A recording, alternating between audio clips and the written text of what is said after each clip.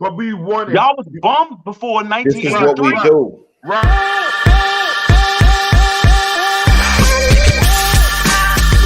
Yeah. Man, I gained 10 pounds eating the red and the green M&Ms, bro. I gained 10 pounds so quick. On top of up today, how you brothers been for the week, man? Oh, we've been good, man. Been good. Good. Yeah. We can't ignore the ratings. I mean, this light skin thing is working for me and I Derek. heard You it. know what I'm saying? It's more market. Where do we start?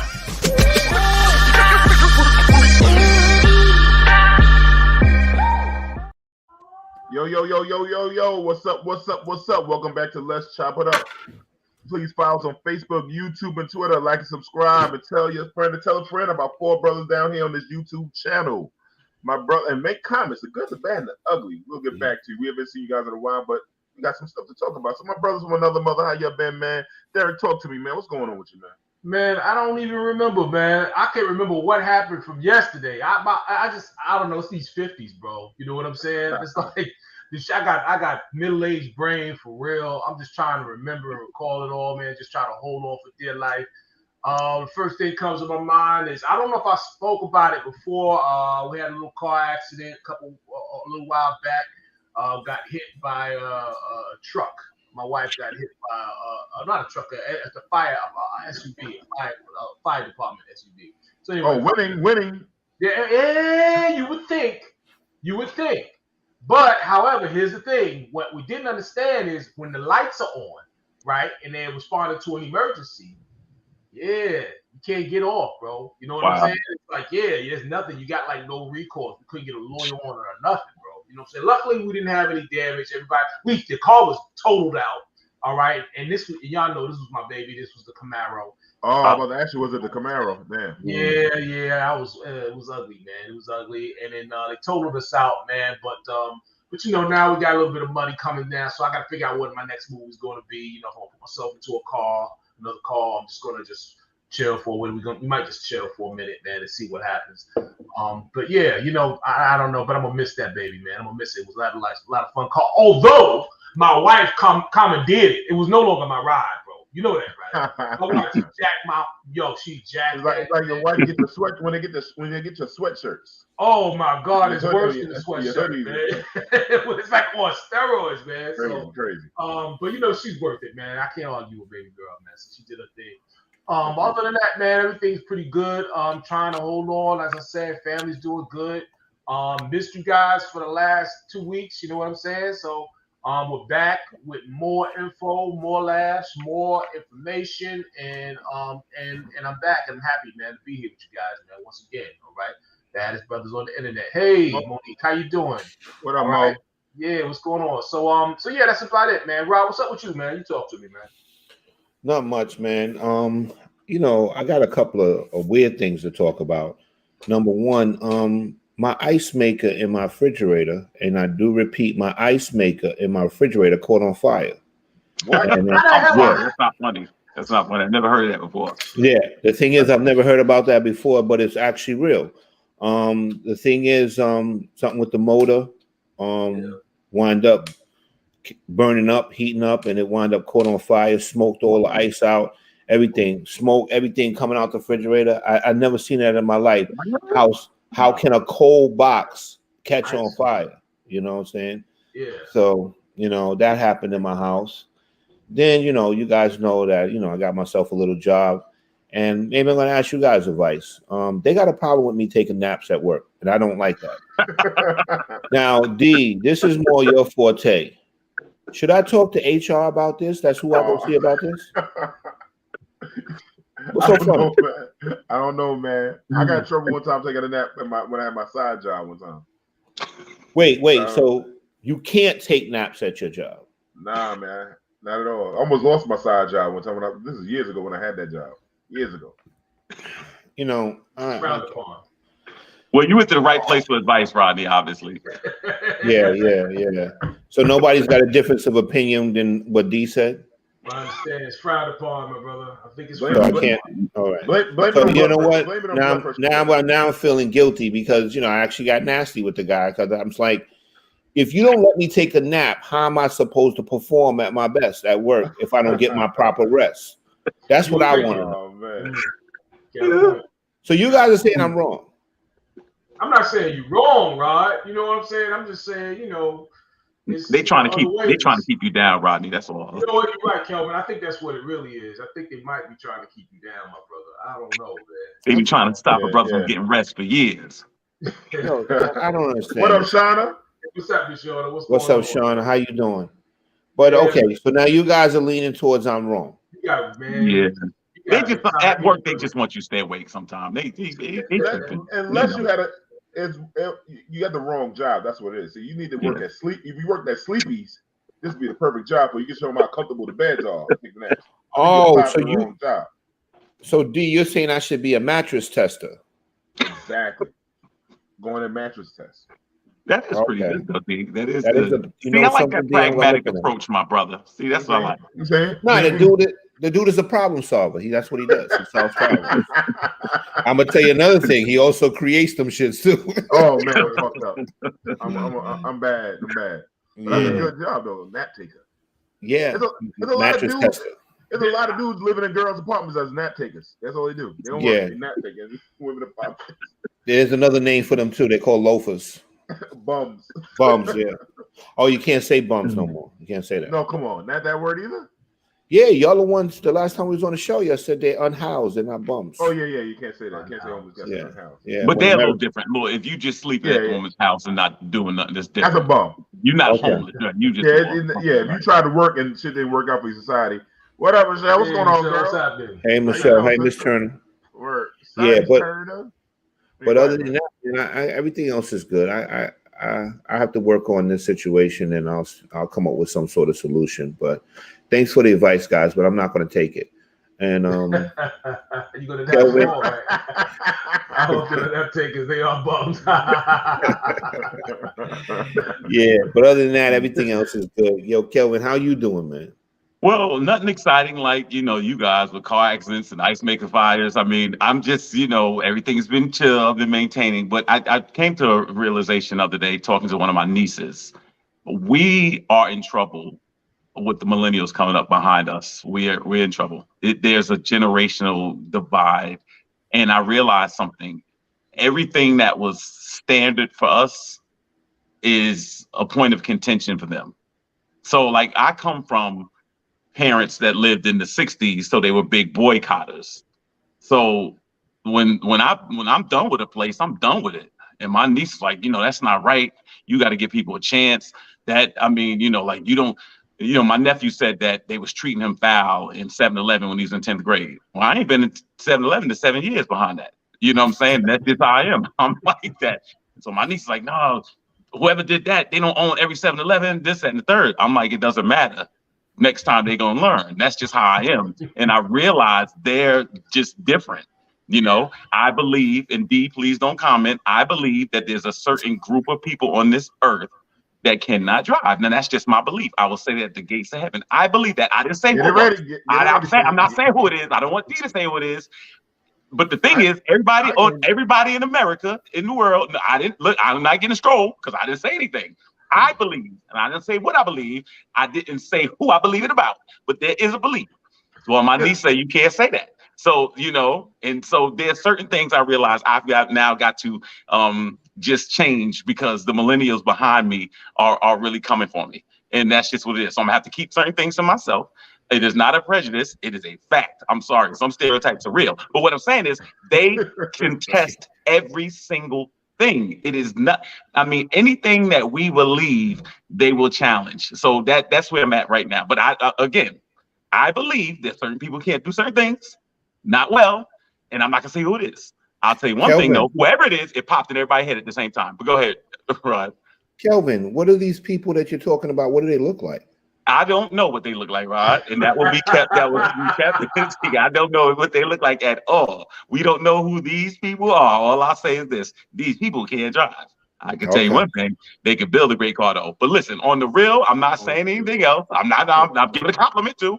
But what I'm saying is, I realize with the millennials, when it's time for us to get old and them take care of us, we're in trouble. We are in trouble. That's all I can tell you. it's gonna be payback, and it's gonna be bad. That's what it is. What's up? What's up, T? What's the deal? We're gonna get back to Michelle. Yeah, she said we need to do a better part with imparting our wisdom and their understanding, teach them boundaries, but also have grace as well. My millennial siblings act like me, though. I train them young. Okay. Good point. Good point. Very fair. Hey, Miss Reds in the building. What's happening, honey? All right. So, so what's up, point guard? What's the deal with you? Man, things are all right, man. Just been, my son's situation. Like I said to you guys before, me and a lot of lawyers can't talk about that right now. One of my close friends, man, just got sentenced to 60 years, man. Shout out to my man Will, man. 6-0? 6-0. Wow. Yeah. How old is he? He'll be 51 in a month. That's less than a Did month. Rod say how old was he? I said, how old is he? Mm-hmm. So when he told me how old he when he told me how old he is, he said he's 51 now, right? Yeah, he ain't coming home. He'll be 100 and change. I got to ask, bro. I have to ask. How you got so many? like I've never met nobody like you. I mean, my man know people that make movies, and my man know people that's going to jail for the rest of their life. I don't know. I gotta tell you, I'm working a fine line, man. Was he Pablo Escobar? And that's my. Yeah, thank you, Sean. That's my heart. This is my dude, man. This is my guy, man. This is my favorite. One of my favorite dudes in life, man. No, I was about to ask a question. Disregard. Yeah. We don't talk about that. So Roddy, you already know. So okay, let me do me one favor. Do me one favor before we go further. Right. Does anybody believe, or who do you believe is going to get the first role tonight? D. Yes, I'm putting my money. No, I was looking at Vegas. In Vegas, the line had it at 85%. You can always go. Goddamn, Kelvin. Vegas had it. I'm gonna prove Vegas wrong tonight. Y'all better bet on black. Nah. So shout out to my man Will. Hopefully when he get a phone when he get up top, so I can hit him up on. Like everybody in jail got phones. I ain't saying nothing new. Everybody got a phone. I talk to one of my homeboys every night on Instagram. What D, really quickly, Yeah, did he know it was gonna go that way? Like, did he think there was a chance he was going home? Yeah. Really? He should have took the first plea was 25. He should have took it. Woo. But in his defense, I ain't mad at him. Go for it. I ain't mad at him. He might as well. 70-something years old, man. He might as well go for a roll of dice. No. Yeah, I disagree. I disagree. Nah, only thing with the feds, once you do that, you can't plead. I mean, you can't get an appeal. So it's a wrap, my boy. It's over. Because Rod, think about it. If he was gonna get out at 70-something, he may not be with us at 70-something anyway. I would just roll the dice. You okay? They offered him what, 25? Yeah. Okay. He got 60, Kelvin. Yeah, I was at the 25. Yeah, but I'm saying how much he's not gonna do the whole 60. No. Just let me explain something to you about these cases. Okay. You know who's testifying. Go harder. Yeah. The thing is, it's over now, man. Go ahead. You know what that case looked like. You know who's testifying against you. You know how many witnesses they got against you. The bottom line is they offer you 25. Maybe you could counter with 20, see if they take it. But dude, you know what you're facing if you blow trial. If you lose trial, you're gonna hit big. You getting football numbers. And he got an offensive lineman number on him now. Yeah, the dude is 60. He's the center. Think about it. This is how it will go, Kelvin. If you'd have took the first, he'd already had 2 years in because the COVID hit, so he's stuck in jail anyway. He had no time, so he's down to 23. Then they gave good time. He would have been home in like 20 years or so, but he still would have been at least 70. Like think about you see some 70s old in the street now. You ain't coming home at 110, 105 years old. Ain't no fucking way. That's true. You know what I'm saying? So at least that's true. Yeah, it's looking great either way. He can work out all he wants. He ain't seeing 100 and change. God damn, right. No, I'm keeping it real. You can pump all that iron. You can jog. You can work. You ain't gonna see 100 and change coming out of there. Yeah. So then, what else is going on? Oh, so I had a biopsy, man. Because for those of them know, I was my PSA numbers were kind of high, so I had to go for my prostate. So that biopsy procedure, man, whoop, they go both holes. Whoop. So I got double penetration on me. Man. I'm usually the one giving double penetration. But this time I got double penetration. Close. Vegas is close. That's on the line. That's on the line. That was right. All right. It's on the line. I got him. Oh, that's not it's on amazing the how line. Vegas always gets it right. They always win. No, yeah, Vegas that's wrong. not Vegas on the line. He said exactly what he meant. I thought he got a toe down, personally. No. I I got one for R. Kelly, man. I got one for R. Kelly. Key in the ignition, man. Come on. Derek, he dragged the toe. He dragged the I think toe. I think he did drag the toe. Oh man. Nah, man. he outright said it. He outright said it, man. Oh, man. But so they go and both. Oh God, I know. Hey, listen, stick beside. He got one at home and on the screen. Only 15 minutes in. That's right. Only 15 minutes in. There you go. So they got go. They put you on because they want to do it while I was awake, and I said that can't happen, right? They would think it would be anybody other than D. Right? Exactly. That's why I say, yeah, man, that was easy money in Vegas, man. Oh, man. So they go both ways, right? And then like, whoa, they go both ways. Here we go again. I'm trying to explain to y'all. No, I'm trying to explain to y'all. No, you might have to get that one to Rodney. That one might have to go to Rodney. He said they go both ways. No, Nah, I'm an ally. I ain't saying you threw it up to the basket, but Rodney dunked it. I don't know. That looked like a Rodney. He said they go both ways. I didn't say nothing. No. No. Oh man, listen. So you wake up and you got the damn gauze and all this shit in your ass, man. Shit crazy, right? Then like you walk in, you got the duck walk, like your pants around your ankles and the phone ringing you in the toilet. You try to get the phone, the house phone. So I'm walking and shit, and I got chicken wing to pick me up, and I'm like trying to get in the car. Oh, this continues to get ugly. The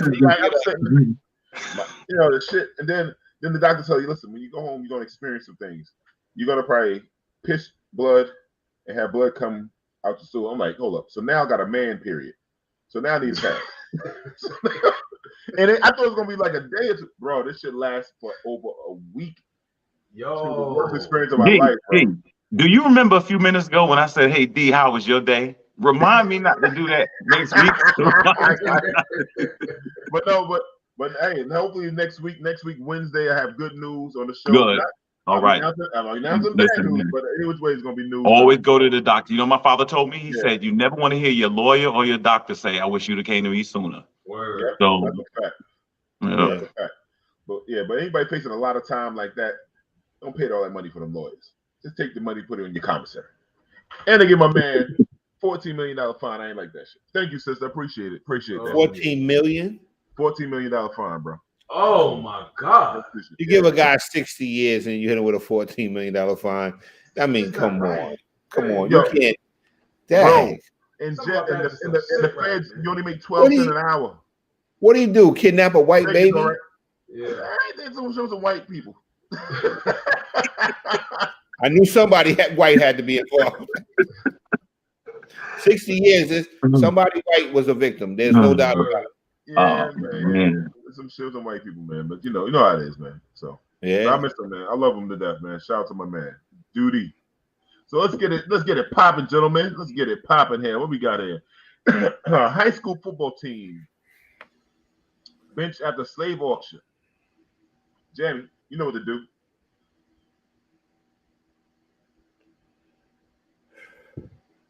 Hello?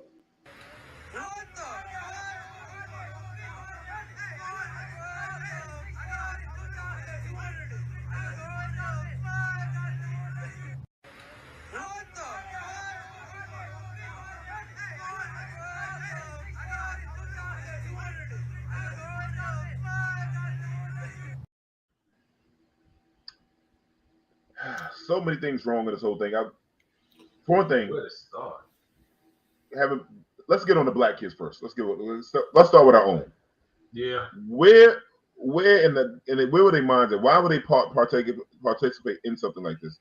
Where were the parents? And I want to know what kind of punishment. If that was my child came home and I saw this shit, and being pro-black D, it'd have been over for him. First of all, I don't think my kid would have did no shit like that. They wouldn't have. That's the first thing. They wouldn't have.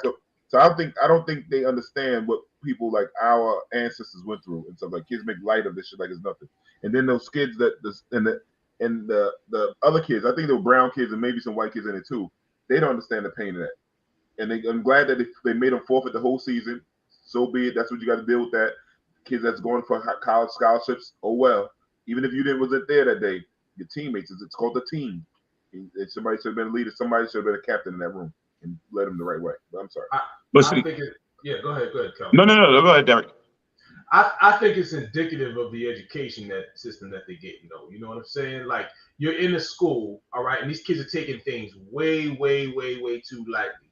There's nobody, obviously, that the whole history is not touching them the right way. Nobody, their parents or what have you. They're simulating. They're doing what parents do. They're probably trying to think, oh, they put my kid in football and all of that, trying to get them to assimilate. But something's missing in the translation, man. You gotta give them a sense of self, man. All I saw was kids that had no sense of themselves at all, which is a very common issue for children.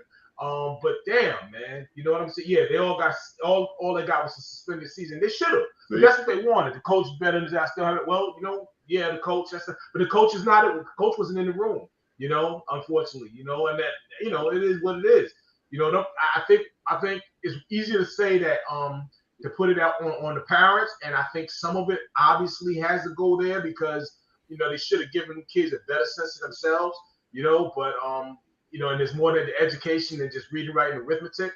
But this is just a deal. This is what we're dealing with our kids, man. I'm not very optimistic in regard to the children coming up. I think they're lost. Michelle says, I'm raising my little cousin and he goes to a primarily white private school, but I make sure all his activities are with primarily black people. Yeah, you got to create them safe spaces, those places where you can truly connect with people who, who have something in common with you. Yeah. So, I don't know. I don't know, man. We got to do something, man, with these kids right now. But this is what they're trying to fit in. They're out here. They're trying to fit in with their peers, and this is stuff that happens. And and no one, not one of them, had enough common sense to say, "Hold on, let's stop for a beat, man, and just reassess what I'm doing here." None of them. So. Yeah, but you know what? It's the point I think that Dee was making. Like, we would have known better. I would have known better because when I was a kid, I'm talking about every single thing that came on Black History related. My parents, come here, sit down and watch this. I mean, anything that happened with marches, anything that happened with anything, even if you didn't want to watch it, even if you didn't understand it, you was going to understand it, but you need to learn Emmett Till, anything that there was something on, we had to learn about. And they made sure that you knew your history. They made sure that they wanted to teach you that. So this way, going forward, you would understand actually your place in history and that you shouldn't be marginalized, that you shouldn't be oppressed and things like that. So it's very important. So now, again, you have a different parent base today. You have parents that literally don't know. You have parents that are not equipped. You have parents that are uneducated. And I don't mean a formal education. So those are things like that. But to actually stand there, I can't think of one of my friends growing up, not one of us, that would have sat there and let anybody, especially people that didn't look like us, have us stand on some type of auction block or something like that. That would be the dumbest thing. That would have caused a fight in our school. Like, we'd have been out there rumbling. Somebody would have suggested that with a belt around our necks, and y'all standing there and we sitting there in shorts and no shirts on. There's no way in the world. And I'm talking about, we was kids, nobody would have done that to us. And I can't believe that they let them do that. And I'm glad, I'm like D, I'm glad the punishment was harsh and severe immediately. I'm glad that it cost them that whole thing so other people would learn from that. And again, like I said with my niece with Millennials, people need to understand there's certain lines. There's certain lines that if they're crossed, that changes everything. And you can't. This generation has more access to information than any other generation that walked the planet, and yet you know nothing about history. That makes no sense. There's no wisdom. There's no wisdom being attached to the information. You know what I mean? It's just information. Just almost like drinking from a fire hose. They don't. It's you can't do anything with it, and they don't know what to do with it. You know what I mean? So and for what I understand, I think they was trying to keep this under wraps, and it was trying to keep it on local news. They didn't want to get broadcast out, and somebody just said, "Nah, this shit got to go viral." And that's the thing, D. They had enough common sense to know that they wanted to get out. They had that much common sense. You know what I mean? But they didn't have the common sense to not do it in the first place. Yeah. You know what I mean? Yeah. And this is in California. This is like a progressive state, allegedly. If you believe that. Yeah. No friends anyway. Yeah. But the thing is, the problem I noticed when I saw the video was that you not only got one kid to stand on an auction block, not just 2, but you got 3. 3. So the thing is, too, it kind of shows me that with this generation, we are losing touch with our history of our past. Yes. Now, the thing is, too, there is a word that I'm pretty sure was used when they were setting this thing up, and that word was slave. And it should have been triggered to say, hey, I'm not participating in this. Yep. You know what I'm saying? Because I don't care how much your lack of knowledge is of history at that age, you know that word slave means bad. You know what I mean? Yeah. So that's my issue with the whole thing. I'm just shocked that 3 individuals were able to were taking part in this on that auction block. That kind of bothers me a little bit. A lot, actually. They were being team players, I'm sure. You know what I'm saying at the time. So, their idea of it anyway. Right. Damn coons. Yeah. Well. Young coons. Yeah. Anyway. Let's see. A viral video sparked debate between historical black colleges and PWIs. Video, Jammy.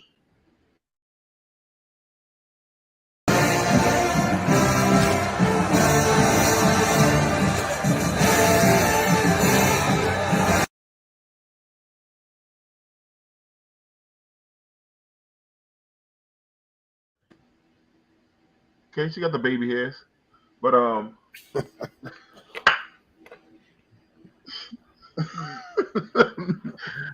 but no, I know Jamie wanted to talk about this, so it's so crazy. I was seeing recently on social media I follow like historical black college pages. We do this all the time. We teach white people the recipe to Jack Daniels, right? We teach them how to fry chicken. Then they come up with KFC. Now we teaching them how to do our band steps, our step show, our step teams, our dances, and they just doing this shit. They twerking and all. They making money off of twerking classes, and we ain't even doing it. D, what just for the sake of what was the actual story about? What was the issue? What was the actual issue? So basically, I think a sister went to PWI, right, and I think she's teaching them our culture, and now they're starting to take over our culture, and these white sororities are starting to do all the stuff that we do. The white boys still catch the rhythm yet. They don't know how to twirl the canes and all that shit yet. But the white women know how to do it. They do all the dance. They love Beyonce, shit like that. So they're taking our culture, all the beats, all the kind of stuff like that, and they're doing our shit now.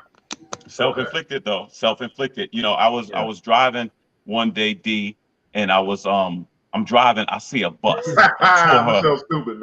Yeah.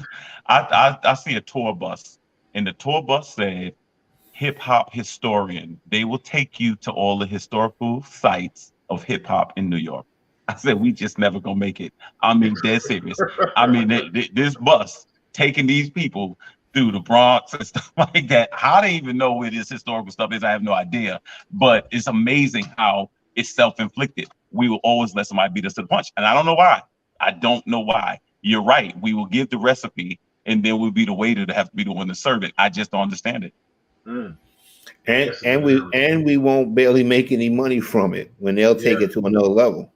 Right. Exactly. Okay. Historical. Sorry, my producer Jamie wanted to explain. Historical HBCUs, a historical black college, and PWIs, predominantly white institutions for the other people, the ones they kept us out of. That's what we started. But now, and D, I know you're aware of this about the historically black colleges where they're offering scholarships to non-blacks for baseball and things that we don't gravitate toward anymore, and they're going in getting full rides. Oh yeah, I think I told you the story when it happened to me.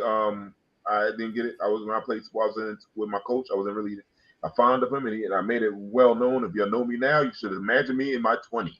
So he said the next year I had to compete for my scholarship. I was like, I gotta compete. I said, dang, ain't nobody hitting the home runs like me and shit. So, and I realized, oh shit, the fucking Brady bunch is taking my job. So, and that's what it was. So now, but and the baseball, I get it because brothers ain't playing baseball. So a lot of Latino brothers, if you look at the historical black college and baseball, they're taking all of that.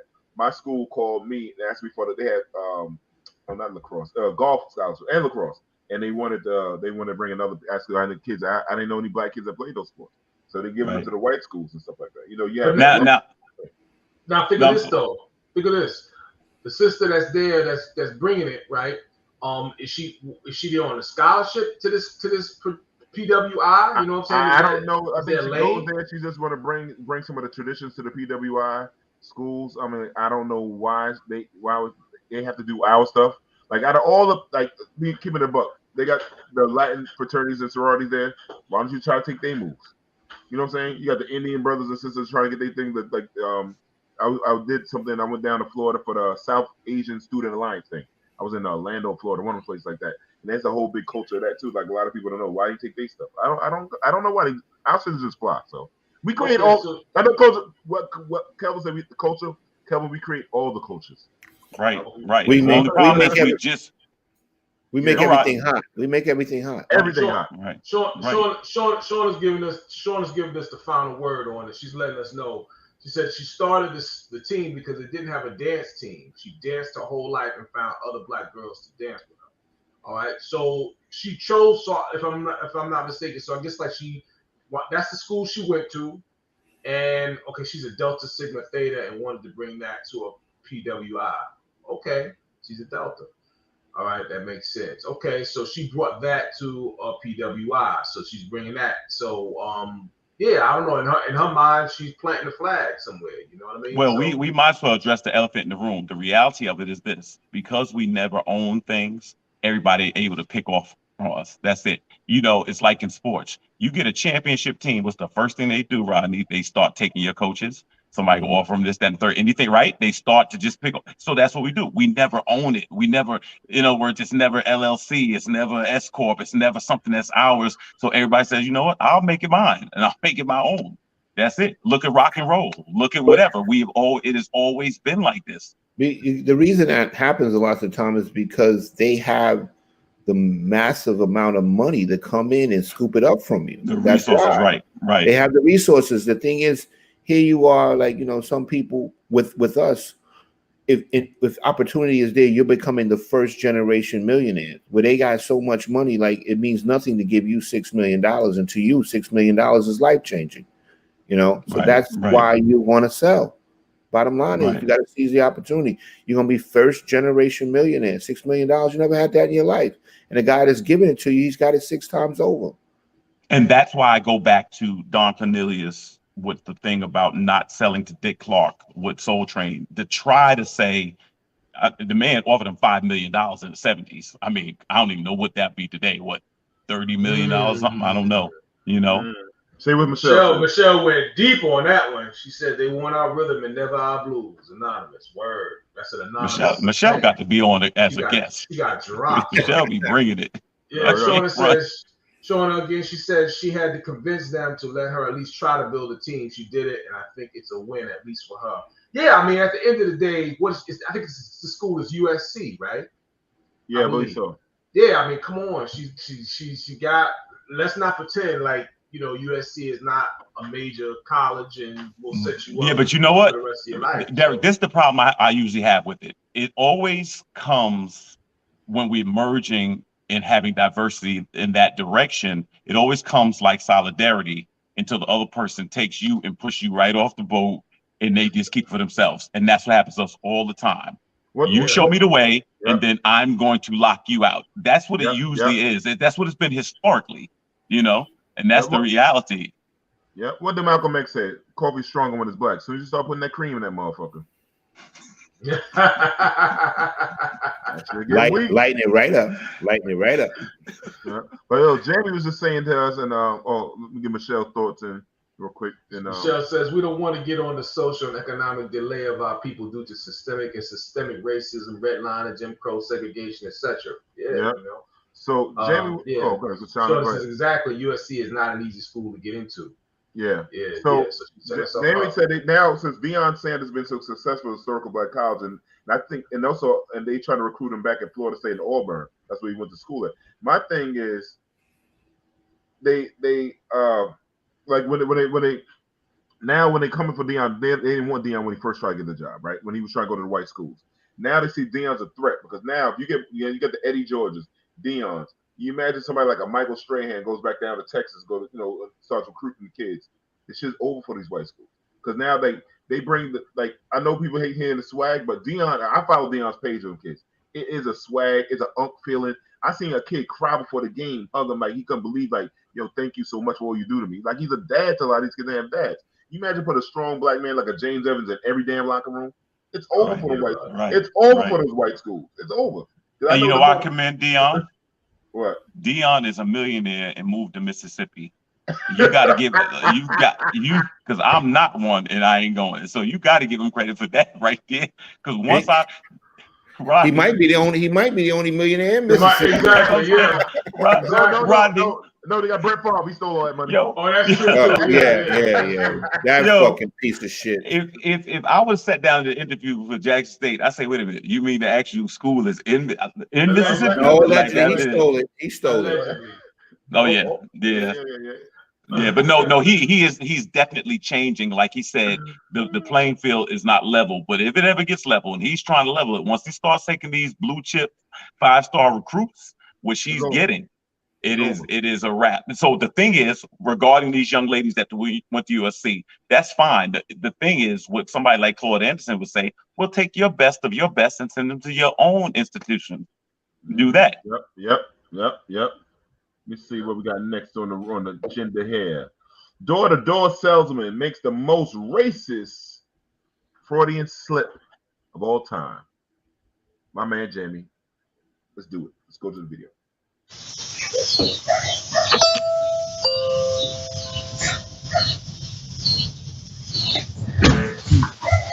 Hello. Yes, sir. Hey, how you doing? Hey, sorry to bother you. I'm Fernando. I work for Peak Energy. We're a few doors down. We're in 1845. Okay. So we do solar around here. We're just coming around talking to neighbors. Sorry, dude. Neighbors. I apologize, man. No, man, that wasn't even...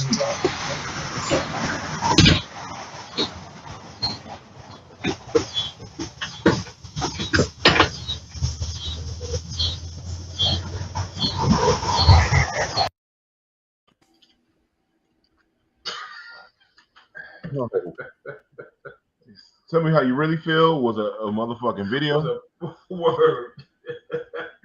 Hey, niggas. I mean, Word. I guess you can mix it up. No, you can't. You can't mix it up. You can't make what and like they were saying, the people that were commentating on it. Neighbors.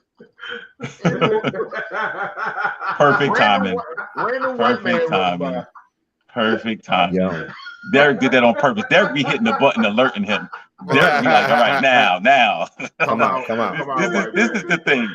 You know how we're on this show, and I don't have to worry about slipping, cursing on the show because it's not my daily vernacular. That's why. Mm-hmm. So that's why I don't worry about slipping. I don't have to guard it because that's not my. You know what I'm saying? So what it is was this. In other words, the funny thing is he immediately blamed himself for letting it get out.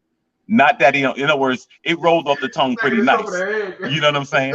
You remember years ago, Richard Pryor told Barbara Walters, say the word. She's like, I'm not gonna say that. He was like, go ahead, I gave permission, say it. She says the word. He's like, you said it pretty good for somebody never said it before. So the reality of it is this. I mean, it's just now I like the way the brother handled it. You know, man, the brother, he didn't go and, prove the man right. Man turned around and walked in his house and everything like that and let it go. That's what he did. In other words, he didn't try to prove that I could just beat you half to death. I was like, he'd do that. What he did was, but to do something like that, it's amazing just to see. Now, the funny thing is, you still want this man's business. You still want to solicit this community. You still want money from this community. But now it becomes revealed what you actually have always thought about the community, and that's the issue. That is in the microcosm. I agree what you say, Kelvin, about the vernacular. He obviously is using that word on a daily basis, right? To where it was actually in his repertoire of vocabulary. So then the thing is, he is lucky that he caught a guy that went back into his house instead of catching Pookie or Ray Ray or somebody that didn't really have a job or nothing to lose because he's at his mama house and he would have went out there and whipped his ass. But that was a nice porch, so I'm pretty sure he was safe there. That was a really nice porch. So you could tell from a porch what the type of people that lived there. Right. So you say he's not going to Linden houses or Boulevard? No, he wouldn't have made it out of there. He wouldn't have made it out of there. Sure ain't slipping that up, man. Nah. But the thing is, he stopped at the bottom of the stairs to try to get his head together because he's like, God damn, I can't stop. I say that shit so much, I can't stop saying it. But Rod, the way my man tried to smooth it over, like, oh, dude, that, you know, My bad. I didn't mean that. I didn't mean that. I was like, what did you mean exactly? Yeah, I think he listens to a lot of hip hop. That's why he said he was just probably listening like a little Uzi Vert. That was a hard herb, man. That would have if you would have, he would have used that one. That would have been a nice little save. At least try, you know. Yeah. I was just listening to little Uzi or something. I was just playing some Samuel Jackson in my head. Yeah. I was watching Jackie Brown. Yeah, that's what I was doing. I was watching Jackie Brown, where Samuel Jackson broke the record for that word.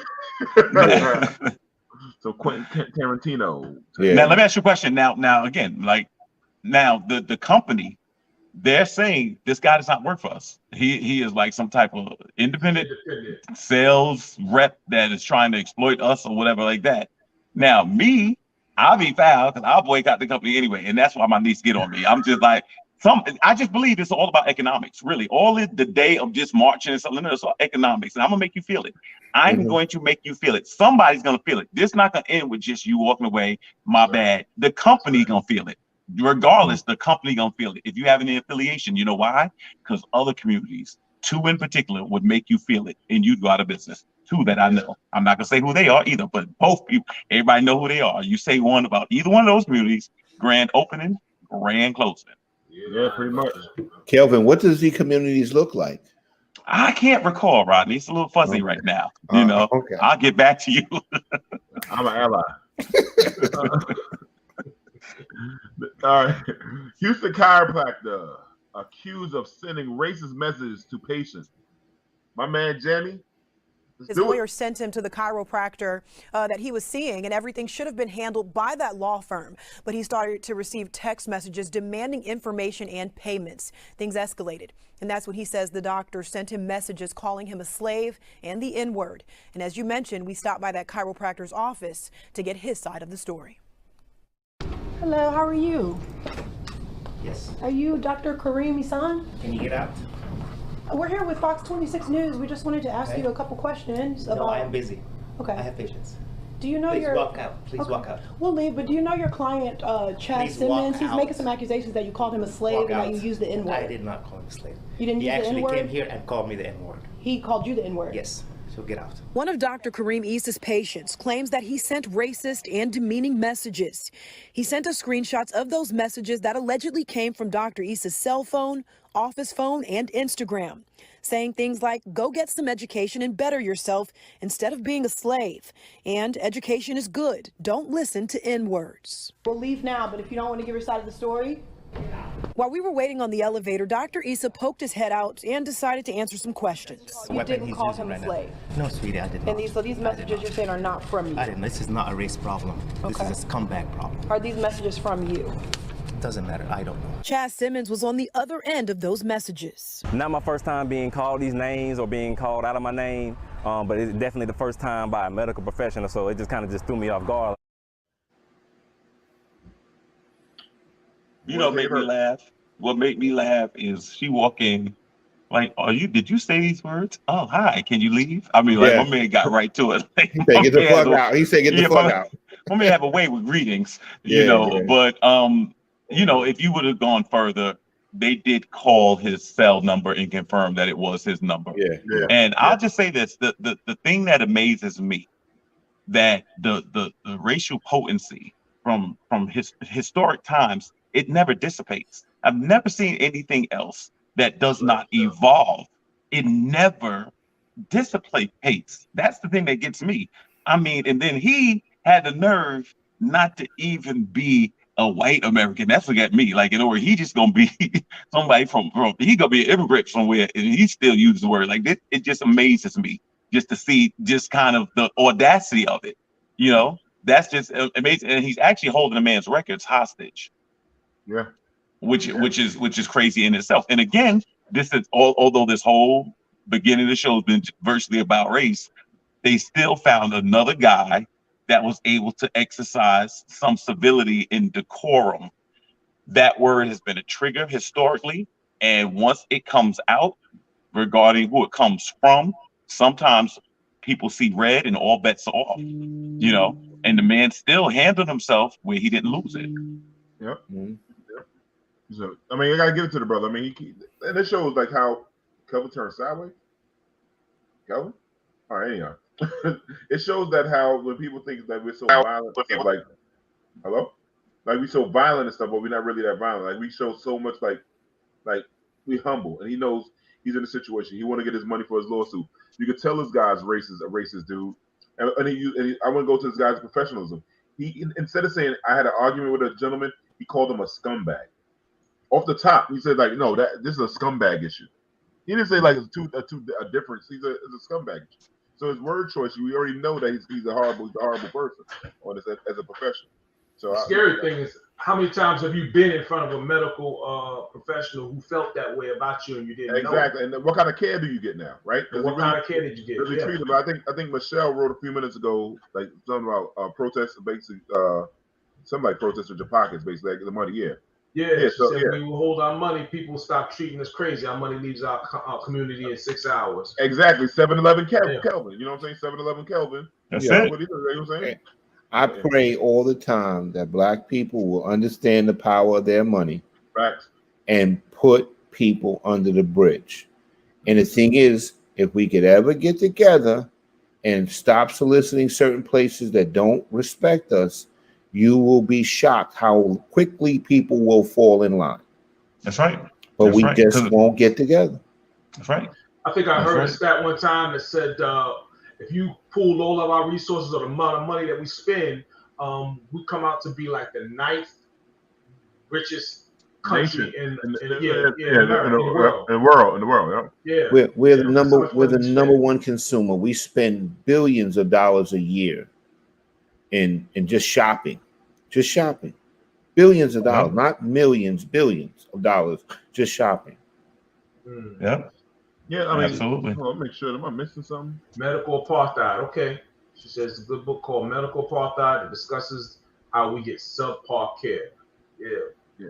So real quick, I have no doubt. I don't think we have it coming up. And correct me if I'm wrong. This is one person I think we need to boycott. For me, it's Kanye West. I'm sorry. Oh, I started that years ago. Yeah, I never like to do it anyway. But no, I'm not a fan of Kanye at all. I don't know. Did we have that? Oh, sorry, we do have. My bad, Jamie. I want to bring that up now because I think this is what we should roll with. We talking about knowledge, right? Yeah. So him and Candace Owens, right? They went to the Paris. Kanye's always looking for white acceptance. So anytime he's in a white room full of white people, he's gonna do some dumb shit like this, right? Mm-hmm. I would never buy his Yeezys, but young people, like you said, Kelvin, your nieces and them, they're the generation that just don't want to protest nothing. Like it's still, no matter it look good to them, they gotta get these little foam, whatever sneakers, whatever they call. And I'm like, yo, just stop giving this dude money. If you start messing his bottom line, now you're gonna come back black and be like George Bush don't like black people. You know but let me ask you guys this. If you ever pay attention, I'm well aware of what Kanye is doing. He constantly flip-flops back and forth to suit his situation. That's what he constantly does. He's black when he's wanted to be around black people to buy his stuff. Yep. And he's white when he wants white people to accept him into their world, like the fashion world. Because he keeps getting doors slammed in his face, which he constantly cried about and talked about how racist the fashion industry was. But he's still there trying to get accepted by them. Yep. All right, let me ask you this question, and this is a little aside to this. So Candace Owens, who I really had promised I wasn't going to get any energy left in my life to discuss this woman, but I'll just say this. She recently said that Kim Kardashian is a prostitute and her mother is a pimp. Mm-hmm. You literally stood next to a woman who called the mother of your children, the woman you were married to, a prostitute. I don't know what type of man would even do that. And I'm not saying Candace Owens is wrong. First of all, I'm just saying the amount of disrespect. And we're not saying we disagree with Candace Owens' statement either. Right. We're not saying that. I'm not saying that. I can't front. Candace Owens can make a very good point on that one. I'm not gonna lie. But what I'm saying is, can you? No. She ain't allegedly saying, "Oh, I get what you're saying." Well, put it like this: at the end of the day, well, I'm not gonna let the enemy use me because that's what he want to do right now. I'm not gonna do that. Got it. All right, I'm gonna do like Rodney used to do. And D, I'm gonna get my money's worth. That's right. Candace Owens right about that. She ain't right about a lot, but she's right about that. But what I'm saying, how do you stand next to this woman that says that, and then for some erroneous, ridiculous slogan that you put, and then they still go out and buy his stuff. That's what killed me. Because Kelvin, he is the epitome of a sellout. He will adjust to whatever. That's it, Michelle. Go ahead. Boom. Right there. Yeah, he will adjust to whatever situation to benefit himself. He will sell his morals. He will sell his soul. He don't care. And he's ignorant 15 times over. Yeah. He's totally a fucking idiot. He's an idiot. Right. He said slavery was a choice. He goes to the Oval Office and pretty much gave a lap dance to the president. I mean, Trump, it's just really, you know. Then he'll come on. Now he's in a room with drink champs. He's saying all this pro-black shit and all this other. Yeah, he's stupid. Like, come on, man. Like he's a narcissist just like Trump. That's why they get along so well. They just like everything you want to hear himself, feel himself. Like, I stop supporting this dude, man. Yeah. I'm sorry. You have to cut him off. I don't like to invoke scripture on this show, but the Bible says, "What profit a man to gain the world and lose his soul?" And that's where we at. That's what it is. I'm saying I don't care how much you worth and stuff like that. Because first of all, let me tell you something. The sneakers for $2,000 and all this stupid stuff, and people sitting here can't even pay their rent. And they buying this nonsensical stuff. It's just absolutely absurd. It really is. He's tapped into that, man. He's tapped into that thing, that materialism that we got, man. Like you just said, $2,000, whatever it is, for some sneakers. That don't even sound right, man. It's just like, come on, you know. He's probably tapped in. And making clothes that look like garbage bags. Delivering them in garbage bags. You know? And I'm gonna get on the churches. All these mega churches around the country, then had him come in and put a choir together. And some Sunday service and stuff like that. It's no different than selling out for that. Church is always enamored with celebrities. Always this thing about celebrities. And have him come in, and you're gonna actually literally have. So he brought some rappers in there that come hear him when he goes city to city. It's ridiculous. So that's selling out on the religious side as well. That the churches have sold out, and it's just ridiculous. But I can tell you one thing: Kanye West can truly say, all the money he enjoys, he don't get it from Kelvin. I can tell you that. Never got it down for me. You're right, Tim. He's over. I always say he's over. Yeah, go ahead. Yeah, Tim says, I think this idea of him being a genius is overplayed, and his antics don't help. You know. Yeah, and the thing, like, what, Shauna? Shauna said the Negro said he's never read a book.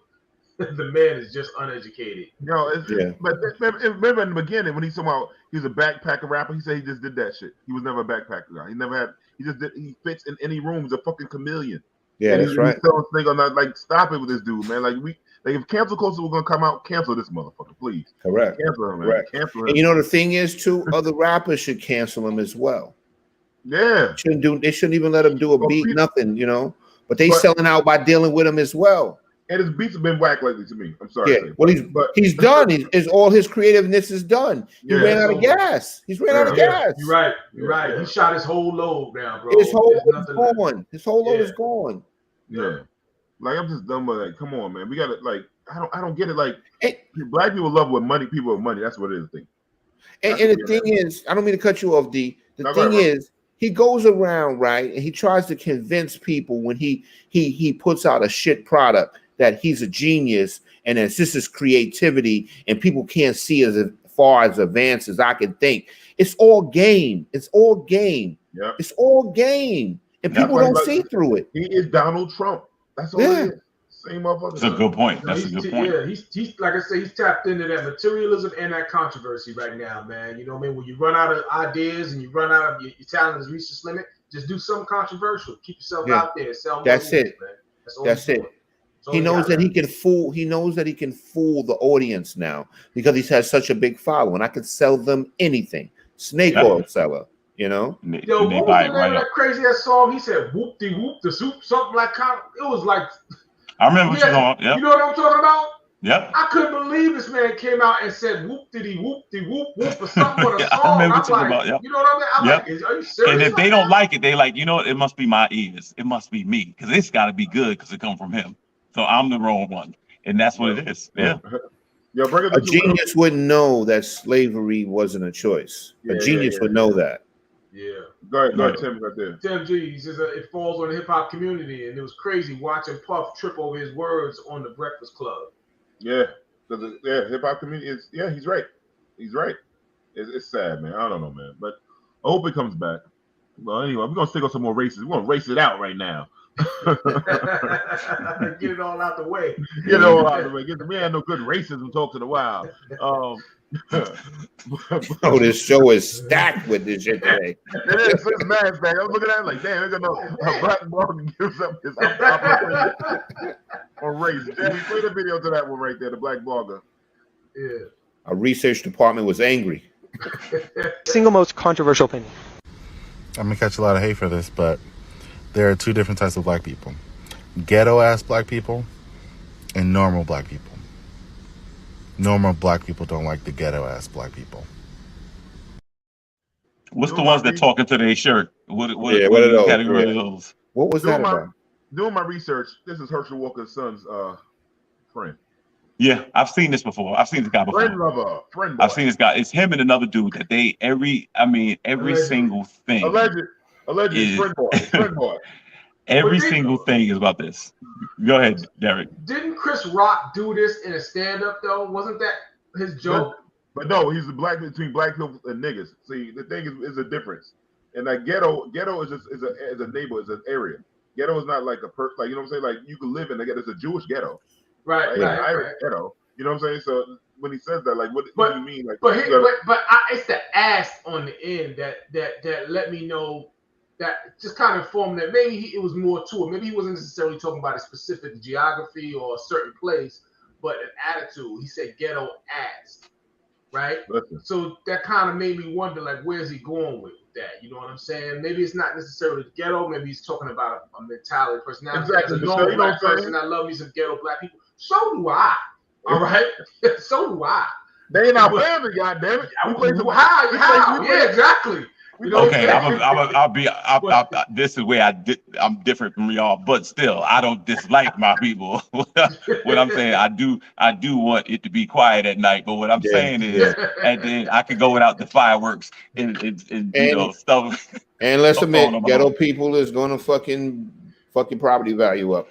Right, but see, what I don't like is going before other communities throwing us under the bus. Now we'll joke around on the show. And we'll joke around barbecue and stuff like that. I'm never, ever gonna get around other people and throw my people on the bus. That I'm not gonna do. So certain things we'll keep in house and we'll joke about, like we joke on the show. But that, like this young man is doing it, going on TikTok and all this stuff like that. Because I've seen this other stuff. I've seen this other stuff. See, because I'm not one of these people that don't love who I am and don't believe in my people. See, a lot of them wish they could be like Candace. Always wish she could be. She wish she could shed this. It's a curse to her, and I don't feel that way. You know what I'm saying? You're gonna be waiting a long time because that horse is out the barn now. And what I'm saying is, stop talking about these ghetto people when you don't want to hold accountable the people that got them there, the people that took the resources, the people that put them there, the people that made them disenfranchised. Never hear anything about them. So that needs to be brought up, and they never do that. There's never culpability on that part. And what are they doing to make it better? Like, what are you gonna do? Like, you know me. I work so let me tell you something. It ain't no activism, I tell you that. Activism itself rounds is social media posts anyway at this point. You know what I'm saying? That's very fair point. Very fair point. How do you counter activism though, Derek? Historically, how did people counter activism historically? You know what it was? You gave them money. That's what it is. I'll let you in. I'll let you move here. I'll let you do this. I'll give you this. And if you quiet it down, that's the reality. And that's what it's always been. That's what it's always been. But that explains why, goes to your point, why we won't be able to keep things in house anymore, because there's a financial incentive to go out and put that stuff Right. Exactly. When somebody can't leverage you with money, that's the thing. See, I realize this, the way this game works. In other words, if somebody can't hold something over your head, you're very hard to defeat. That's just the reality. If they can't hold it over your head, you see what I'm saying? If someone puts a gun to your head and you're not afraid to die, then this becomes worthless. They're doing it for the leverage. That's the reality of it. You know what I'm saying? And so if you say, you know what, I just won't have a Bentley. That's just it. But I'm not gonna get on a record and denigrate people that I come from. You know what I'm saying? But they're expecting that carrot to be dangled and you jump for it. And if you don't, then it baffles people. Michelle says they countered the BPP by flooding our neighborhoods with crack. Definitely. Absolutely. There's the Black Panther Party, by the way, BPP, Black Panther Party. Right. Brother, 5 better say with brother Huey P. Newton, baby. That light skinned brother leading us to the promised land. Goddamn. Let me see. Okay, speaking of more light skinned people, Christian Walker, the son of Herschel Walker, responds to the story released regarding his father. Jamie, my man, my mellow, show the video. I stayed silent as the atrocities committed against my mom were downplayed. I stayed silent when it came out that my father, Herschel Walker, had all these random kids across the country, none of whom he raised. And you know my favorite issue to talk about is father absence. Surprise, because it affected me. The abortion card drops yesterday. It's literally his handwriting in the card. They say they have receipts, whatever. He gets on Twitter. He lies about it. Okay, I'm done. Done. Everything has been a lie. He's been reported to the Light Skin Commission, by the way. You know what I'm saying? False representation. I just want to put that out there. So I felt bad. I mean, you know, he had his problems, but we see why now the way he acted because of his situation with his father. We can see that hurt was there for a long time. And Herschel, and he said, and other things I seen when he had to move. He said him and his mom had to move several times because of his father's abuse. Yeah. I'm like, but why did you wait now when we down to 3 weeks? Could have been said this. Yeah, but I guess the paychecks ran out to stay quiet about everything. Exactly. Yeah. I don't know. I mean, well, I understand I understand that the family did not want him to run for political office because they said what it's going to do is it's going to unearth all of these secrets, and Correct. So they're saying that's what it did. Now, Herschel Walker to me is a pawn. Herschel Walker is about as ignorant of a human being as I've actually seen in public view. I have to admit, and actually doesn't bother him. He seems like he embraces it.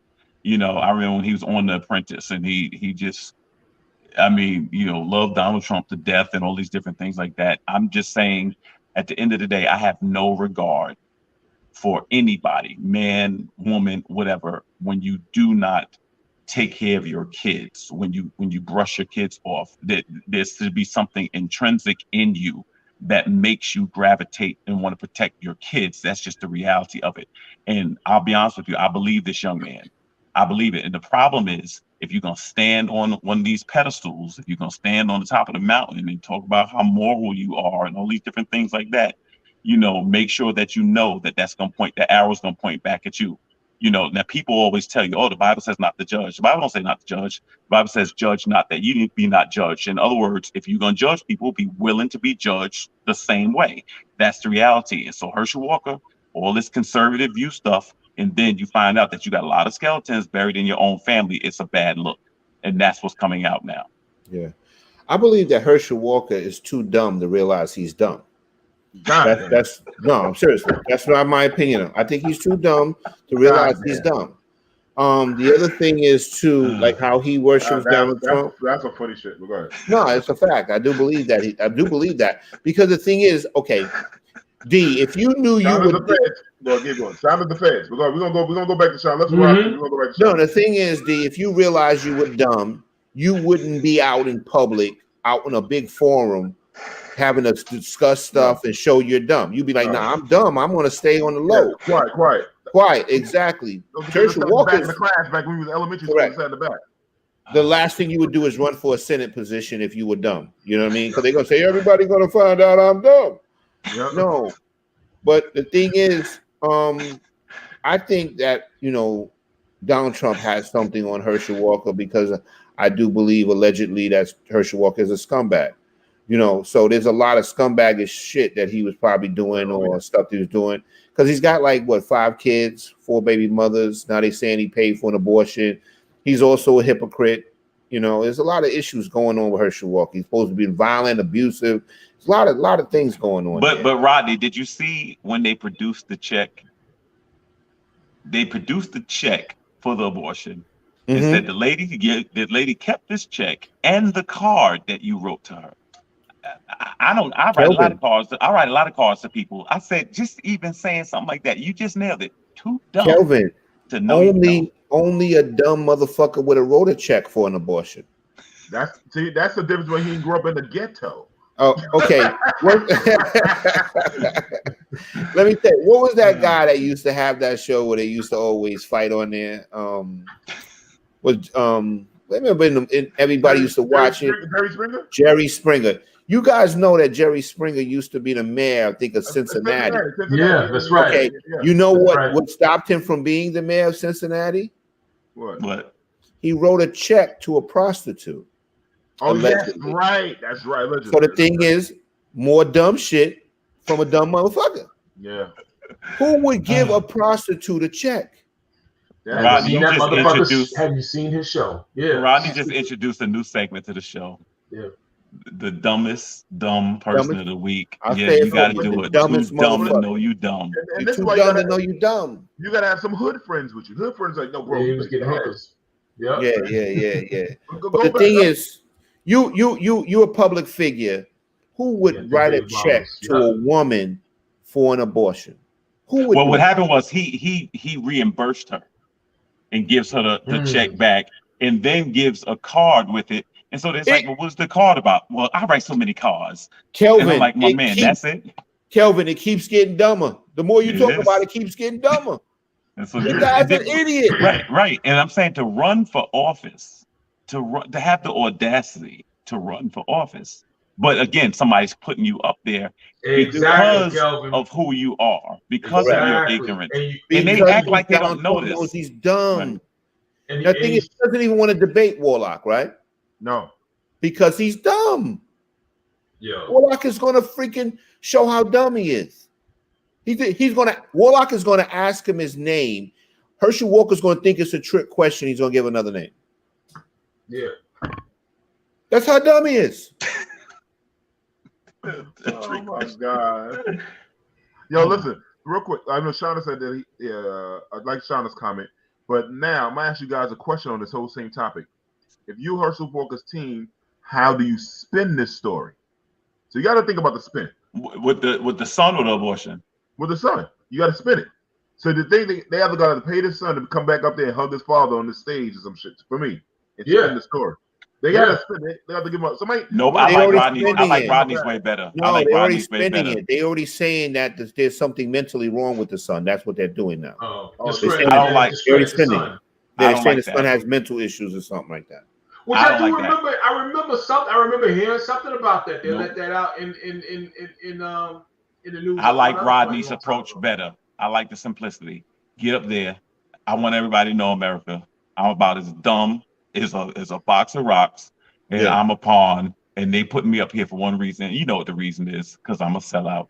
And my name is Herschel Walker. And I approve this message. I'm just stupid. I'm just about as ignorant as you can get. That's what this. Just go and take the honest approach. That's all. Kelvin, you said that as a smart man. You think Herschel Walker even finished that whole 2 sentences? Nah. No, he'd have stumbled on the Herschel Walker part. No, the thing is, at some point during the sentence, he would have yelled out, "Touchdown!" Yeah.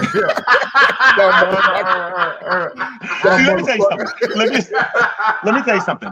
See, now you have certain people who are sellouts and have self-hatred, but they're not. They're at least academic. Candace Owens at least is hateful of her own people, but she's not, uneducated. She's about ignorant, but she's not uneducated. He's uneducated and a sellout.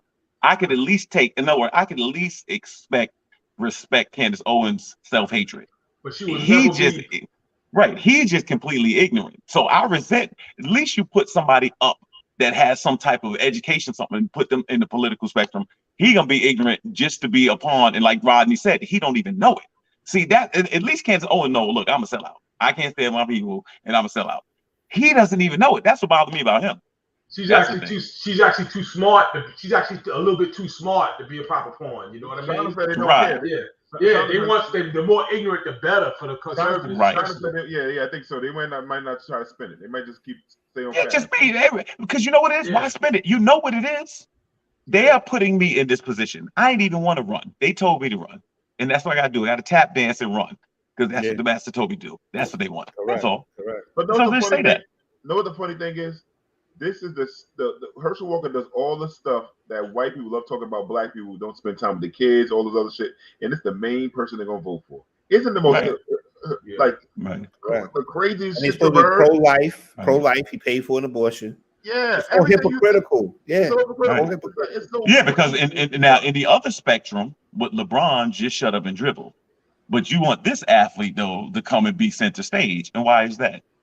Yeah, because he's going to do what they need him to do. Right. The one that's putting people through school. Yeah, and, LeBron. You know, creating business as a job. You don't want him. Oh no, you just play ball. You entertain us. Yeah, they don't want the strong black man. They want the No. Jump Captain high, Ignorant though. Yeah, you know, he's the one that should be a rep. Touchdown. Right. Just yelling that shit out for no reason. That motherfucker don't know if his name is Herschel Walker or Hershey Park. He don't know what the fuck he is. Michelle says they need a blackface. Conservative Christians have Bodie and politics have Herschel. No doubt. Tim says it doesn't matter about the spin or anything else. Bottom line is people who vote for the party will vote along the lines regardless. Correct. Continually vote against their interest to have their person. Correct. And Michelle says Jesus was for justice. I wish they would leave him out of it. You know? Yeah, absolutely. Yep, word. On that note, let's go to commercial, Jamie. Sorry, Jamie, went too fast for you. Hello.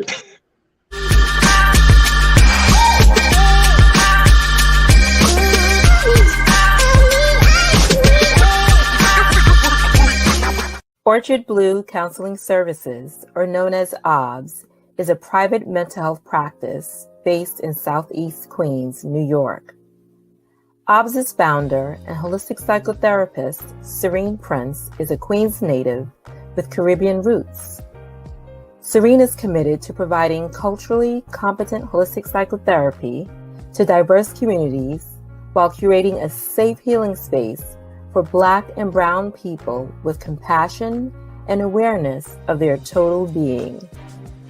As experts in children and teens, we have curated a mental health and wellness community where children are heard, guided in developing a healthy self-esteem, supported in strengthening their inherited resilience, and learn skills to manage their emotions to develop positive relationships with parents, adults, and their peers.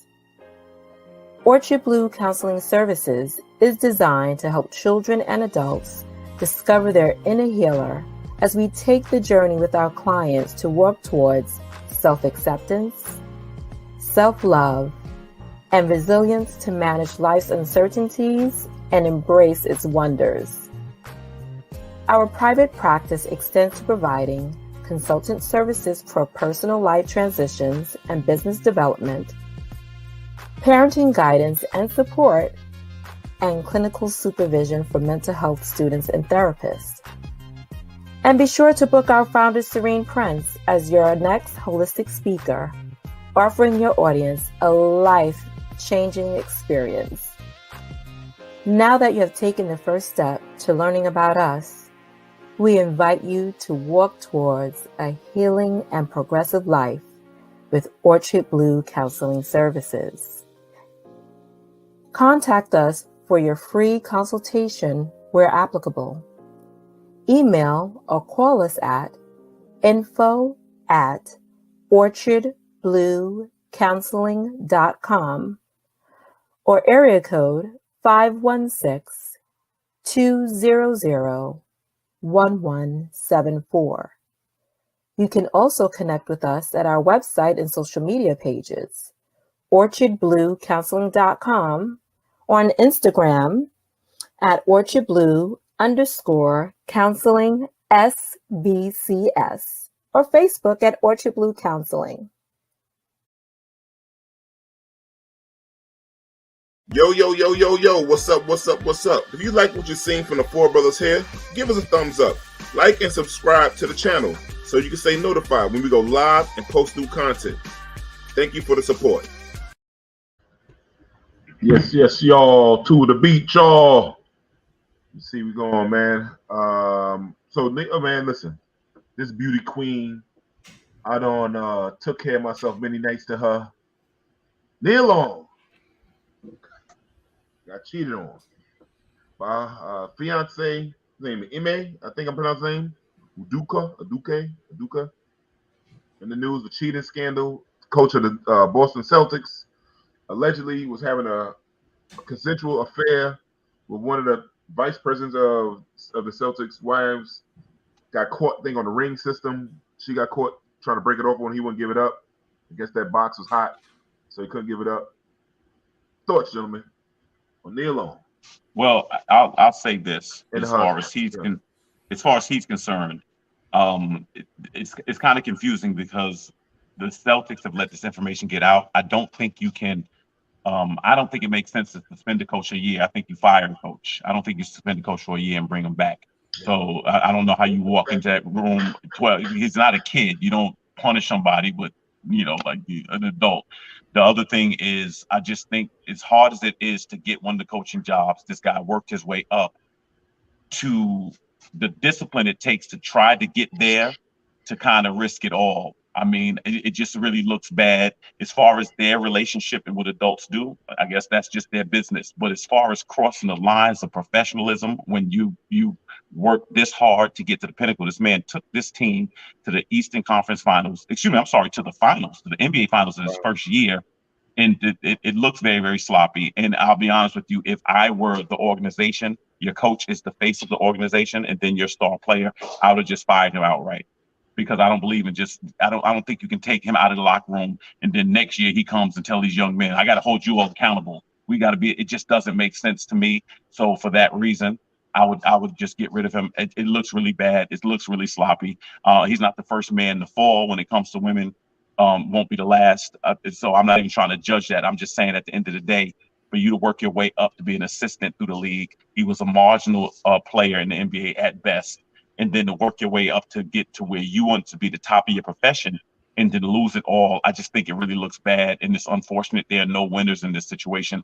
The other thing is this, Nia Long has been kind of iconic. She's been a sex symbol, or considered a sex symbol in our community for many years. And I don't know why people engage for 10 to 15 years and all that stuff like that. I have no idea what that's about. I'm understanding what she didn't really want to get married. If you don't want to get married, you shouldn't get engaged, I would assume. But as far as the professional side of it, it looks bad. If I was the Celtics, I'd part ways with them. You know what? Yeah, go ahead, Bob. All right, thanks, Derek. First of all, I don't think he's coming back.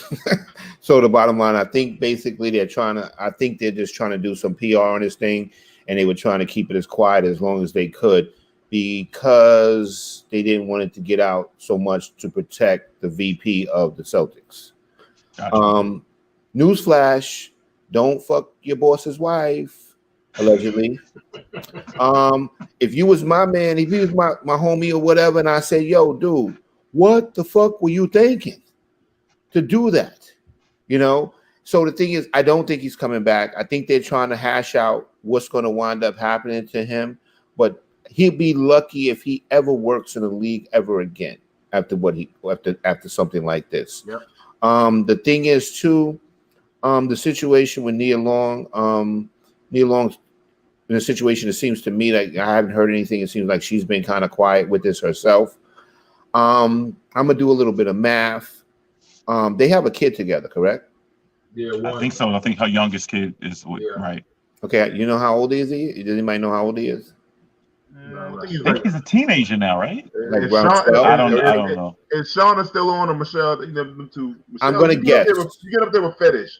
Mashana's fast. You getting up there. You like state police. Okay, I'm gonna guess, and we're gonna see if Shauna can correct me. But I think the kid is like 12 or 13 years old, right?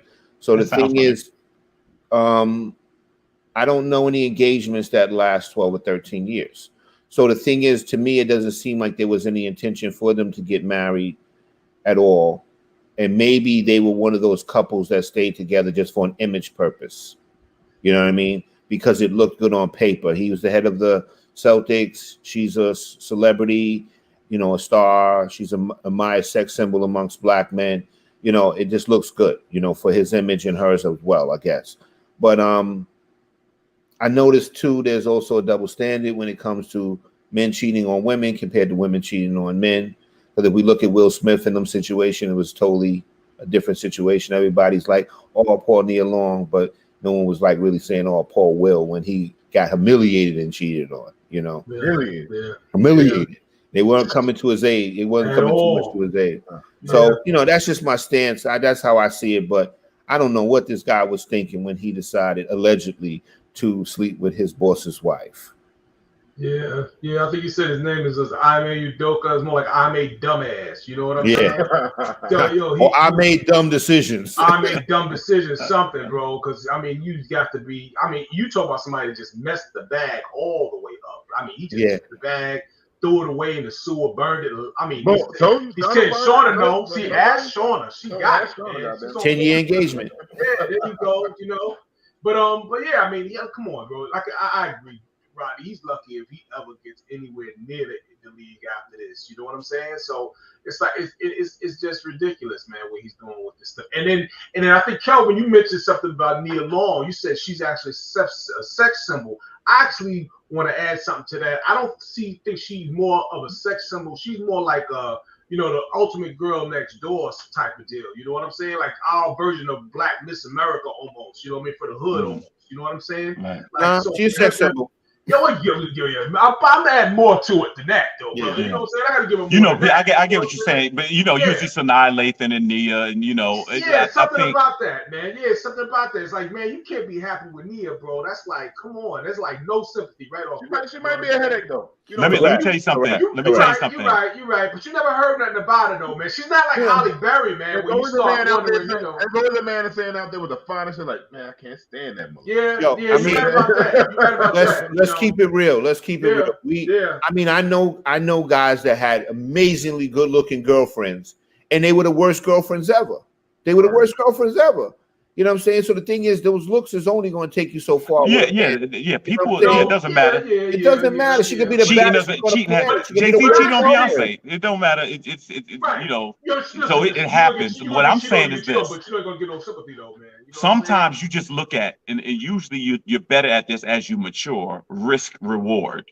You see what I'm saying? So I give you an example.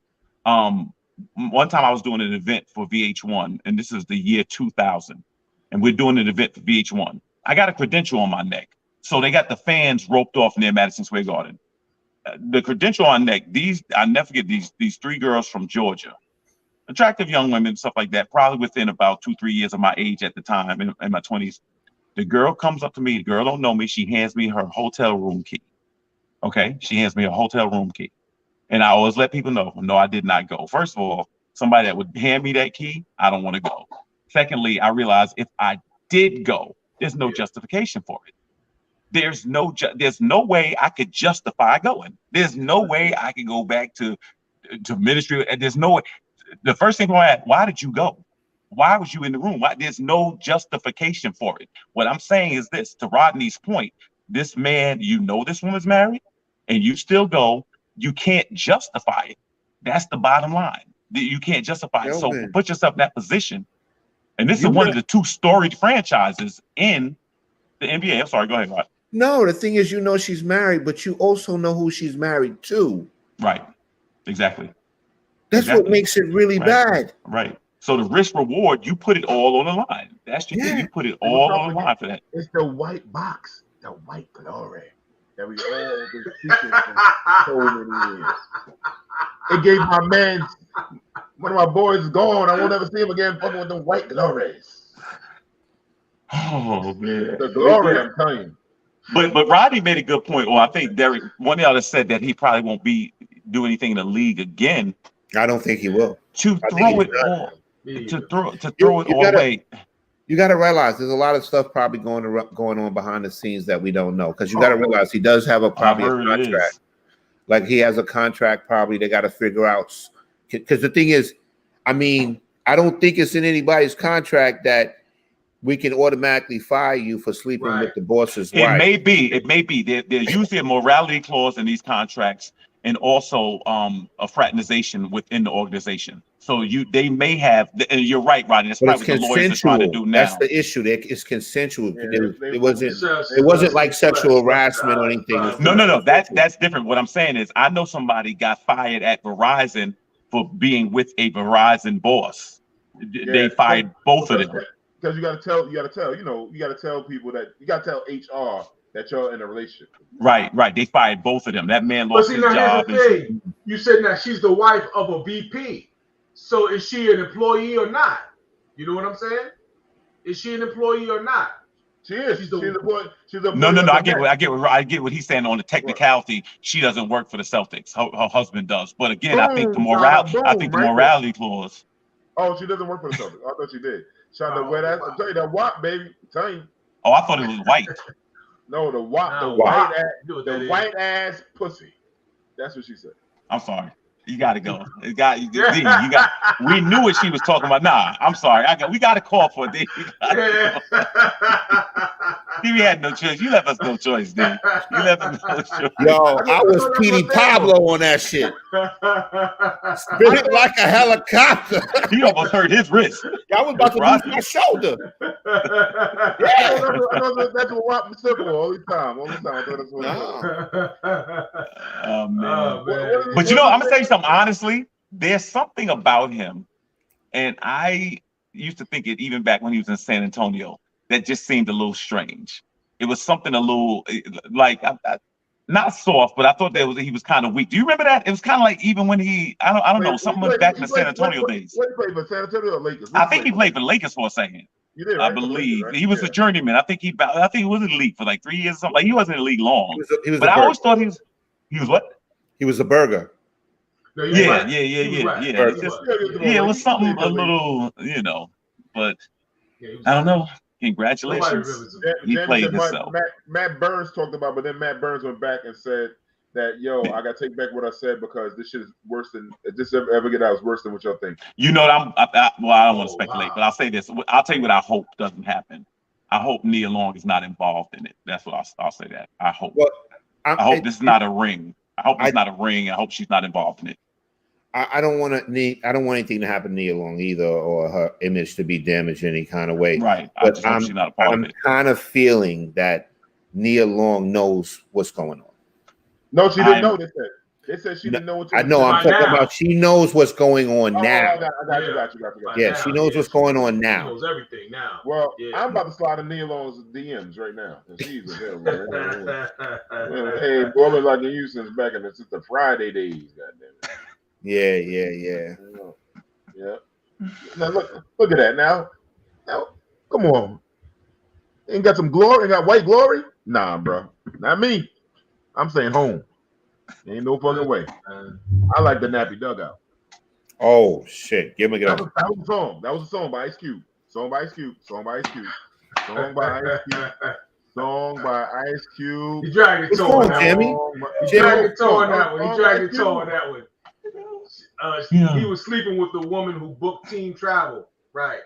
And from what I understand, the same woman helped her move or something like that. Helped Nia move too. Yeah, see, Michelle said give a scroll too. They called her for the scroll. That's a gold look up. I think that was what album was that? I think it was Ice Cube's first album.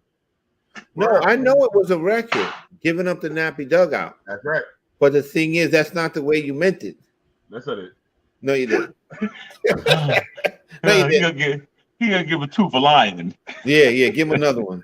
I forgot what the fuck was going next. But nah, well, I forgot what's going next, Jamie. I forgot. Oh yeah, masculine energy attracts feminine energy. We have a video for this one too. Let's go. Masculine attracts feminine, and feminine attracts masculine. What does the world think is masculine energy? It's the highly successful, A-type, highly driven, Ferrari, Rolex wearing masculine. I hate to break it to you guys, but that is the most scared man on the planet. The man who is in his divine masculine doesn't need the Ferrari, doesn't need absolutely anything. So what is happening is the wounded woman is attracting the wounded man. Only the healed woman can attract the healed man. Only the divine feminine can attract the divine masculine. Amen.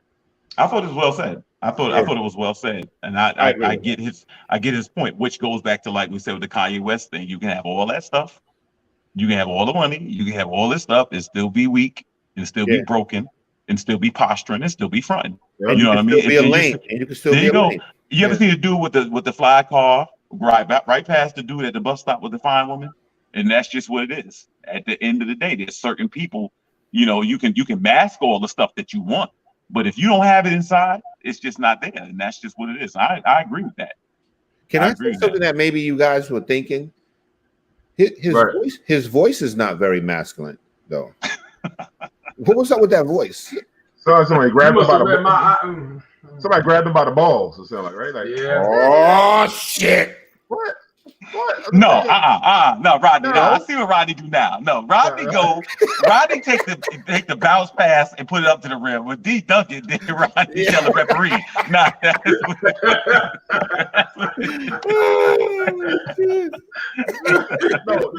no joke. He does have a high pitched voice. Don't he sound like you ever heard black Trinidadian men talk? They sound like little black leprechauns.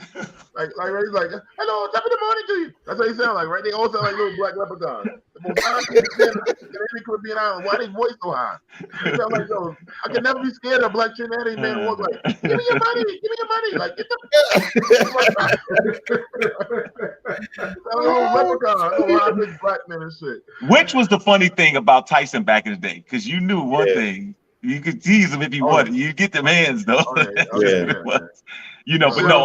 I think it's a real, to use Derek's words, it's a very salient point. I agree with that. It's just a lot of people think, and you know what is funny? We market stuff like that. That's marketing. It's always get this and have the high power this and that and hide behind, stand on your wallet type situation. And if you don't have it inside, you just don't have it, and that's just what it is. You know. If your line involves you forcing your money in order to get a chick, I'm telling you, you're a lame. You're a lame.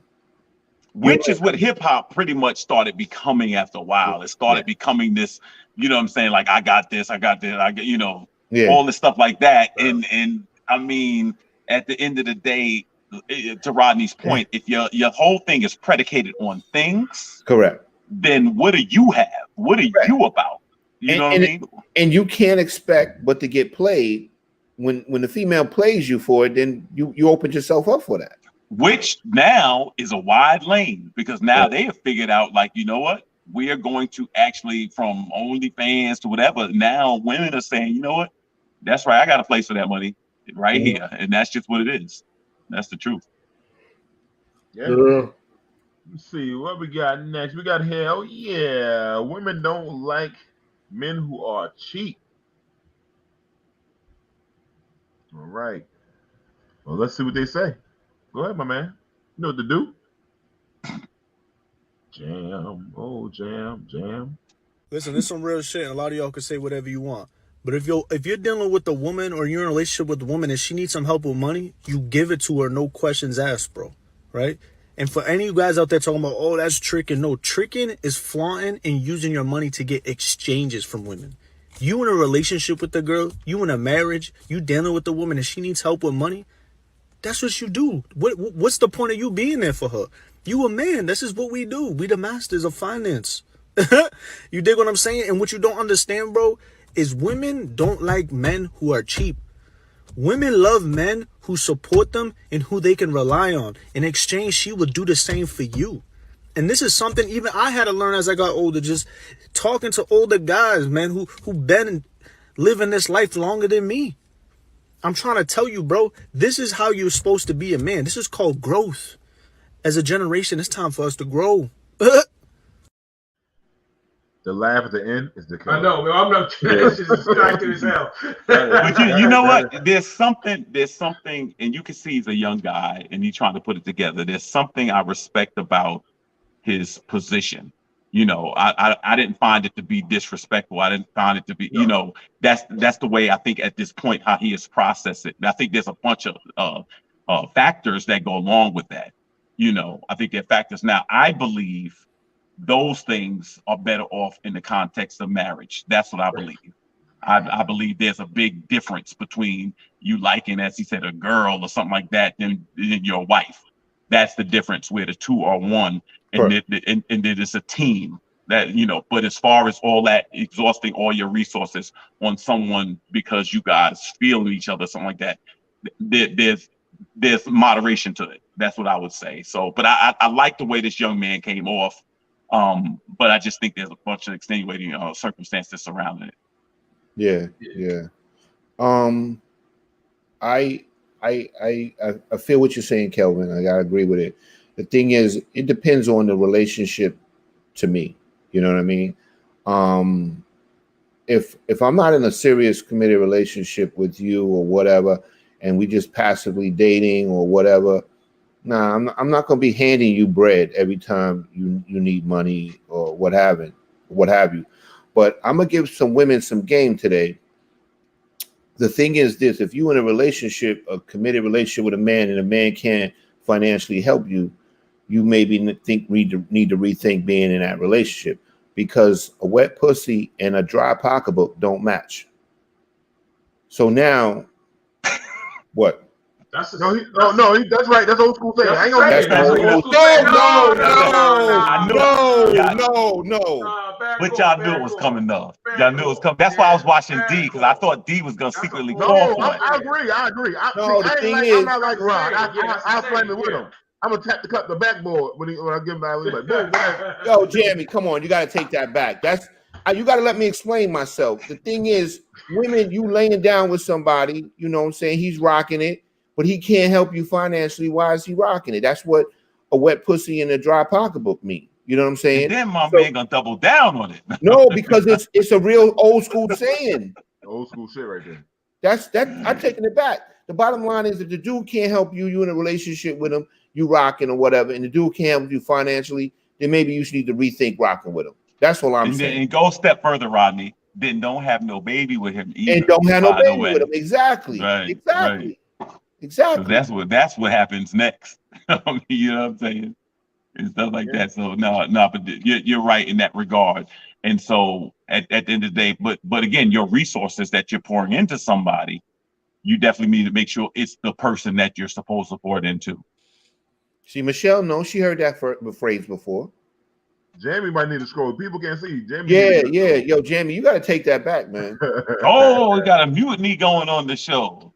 Oh, see the top tier. Oh, where's the button at, Derek? Where the button at? I don't even see him push it. What you say, Derek? Real quick. Say, you don't need to be in a relationship if your life is out of order. You know. Yeah.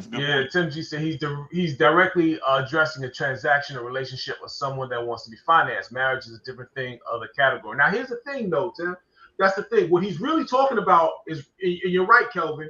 He's touching on something in a very crude way. It's not really put together his thought or his emotion or his spirit on it. But yeah, he is moving towards a marriage mindset. You know what I'm saying? Like, when you married, man, I don't know about y'all, but we share resources, man. We share finances, one bank account, you know what I'm saying? So he's really putting it together on that level.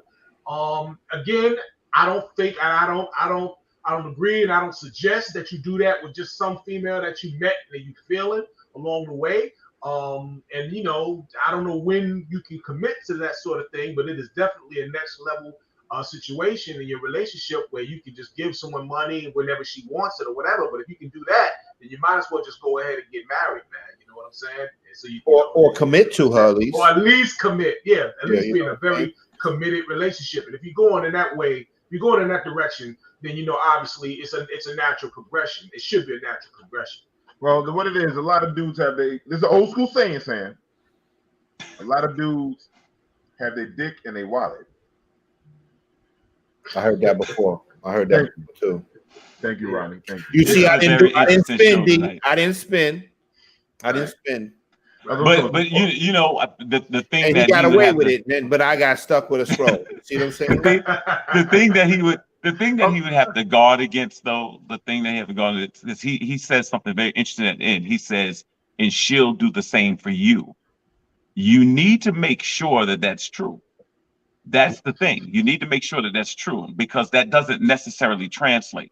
Exactly. Oh, no. That's you see what I'm saying? A lot of that is, like he said, we're the masters of finance. Well, it depends on who you're in a relationship with. Yeah, I know a lot of broke motherfuckers. That's what I'm saying. So a lot of dudes ain't mastering no finance. They ain't mastering no finances. That's what I'm talking about. That's the word. That's bad with money. Right. And so the thing is this, and that's another thing with this whole being flashy thing, but you don't have your bills paid, or you don't have your credit together, or there's a certain maturity. Love don't pay bills. Fine don't pay bills. Gorgeous don't pay bills. There's a lot, when you get to become an adult, you in that deep end of the pool, life is different. That's just the bottom line. And so, you know, Gorgeous pay a lot of bills on OnlyFans. A lot of bills get paid. That's beautiful. Michelle with mom and dad. That was beautiful. Yeah, she said it. Yeah, absolutely. You know, man. But speaking of OnlyFans, and this white lady has some WAP. Rachel Dolezal started OnlyFans in honor of Rihanna's lingerie photo leaks. Jamie, do we have the photos, please? Do we have any photos? Cause I had the photo. I sent y'all the photos. I think, yeah. I want to see it. I want to see the other ones, little nipple slips and stuff. I ain't gonna lie. The white lady from the neck down, y'all. If y'all gotta see these pictures, they ain't bad looking now. But you know, I'm trying to figure out why is this woman in the pub? Like why? I remember when she came out years ago. What is the fascination with going to the tanning salon and act like? What was it? What was the? For what I understand on Netflix, she got a special her thing, and I heard it was really like deep. Because now you get into the psyche of her. I heard it was deep. Tell me, please. I didn't watch it yet. I didn't watch it. Yeah, because I'm just like, in other words, I want to join the community and get disenfranchised. I want to join the community that people trying to stop. Like why? That's what I just don't understand. Like that's what I just don't want to say.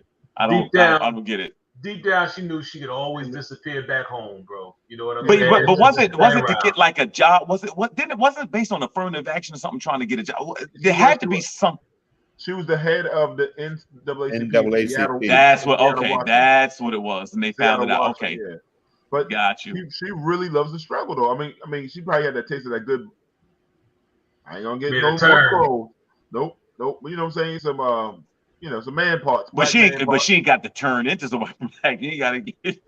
We don't see to turn fucking educated women to some damn prostitutes and all kind of stuff. We seen that big black thing, right? Well, somebody do something to make you want to be a different race. There's a lot of dudes that are good black thing, driving chicks' cars, dropping them off at the train and at work. Right? Yeah, you got a point. You got a point. Wow. Yo, hang out in front of the Long Island Railroad in the morning. You'll see it. Right, Ronnie, dropping them over to Ultimas. So my girl done turned her back on her heritage behind it. I hear that. Yeah. Michelle said, look, if Elizabeth Warren is pretending to be Native American, why can't Rachel pretend to be black? Boom. You know what I'm saying? Let her live, man. But listen, I ain't gonna lie. Rachel, she look like she got some WAP. From the neck down, she white woman up top. She got that Jasmine God. She got the Jasmine God from the neck up. From the neck down, she got some knee long. Yeah. Well, she's the first white woman I've ever seen that wanted to be black. You know.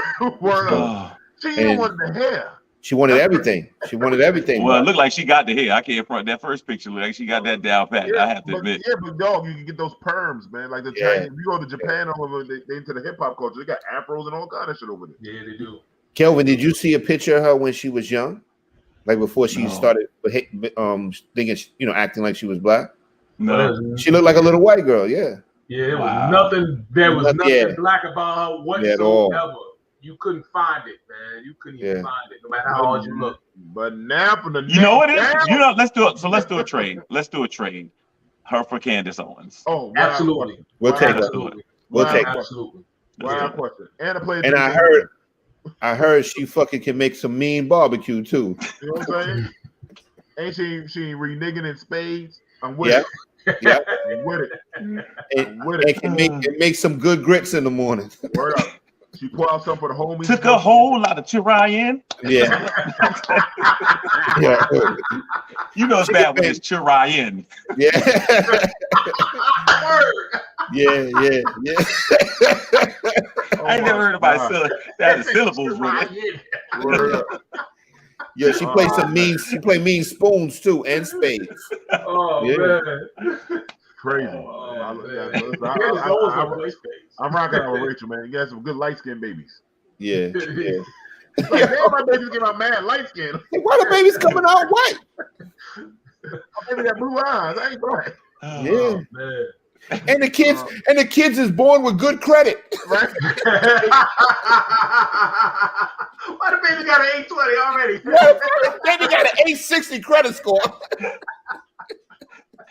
The cops ain't pulling us over. Yeah. Crazy. Oh, Oh shit! They letting us move into this neighborhood with this white baby. Wait a minute. Your children pronounce all their words properly. What the fuck is going on? Oh man! Wait, before we go further, just in case y'all don't mention it, we got to shout out Aaron Judge for 62 home runs, also got to shout out my New York Jets. Jets. I give you props. They won. They came back and they did the thing. They did it good. All right, I give you props. Aaron Judge, the true home run king, but that's another subject. I feel that.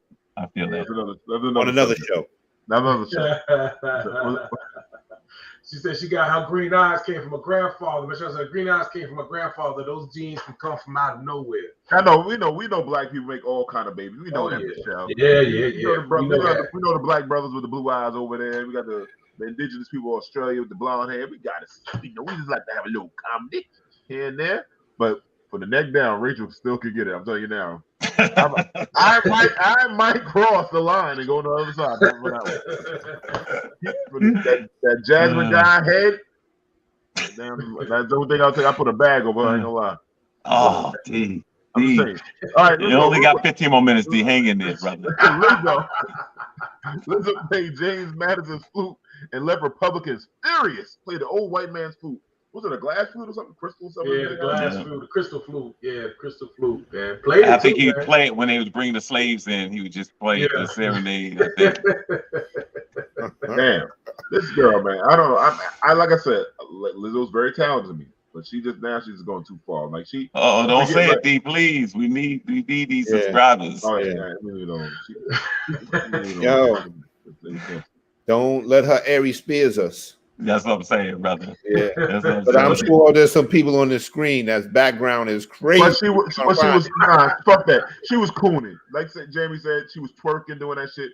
The James Madison, you know some of the background that person. Well, you know what? The GOP, she's getting a lot of backlash from the GOP regarding this. Yeah. Because they hold that sacred to them. You know, and so what happens is there's only certain people that they'll let come in there right now. If you want to be Herschel, they're fine with that. But you know, play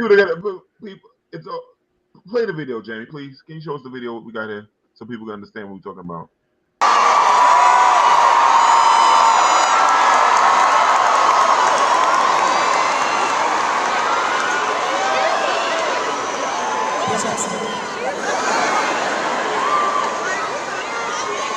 It's crystal. It's like playing out of a wine glass, bitch, so be patient.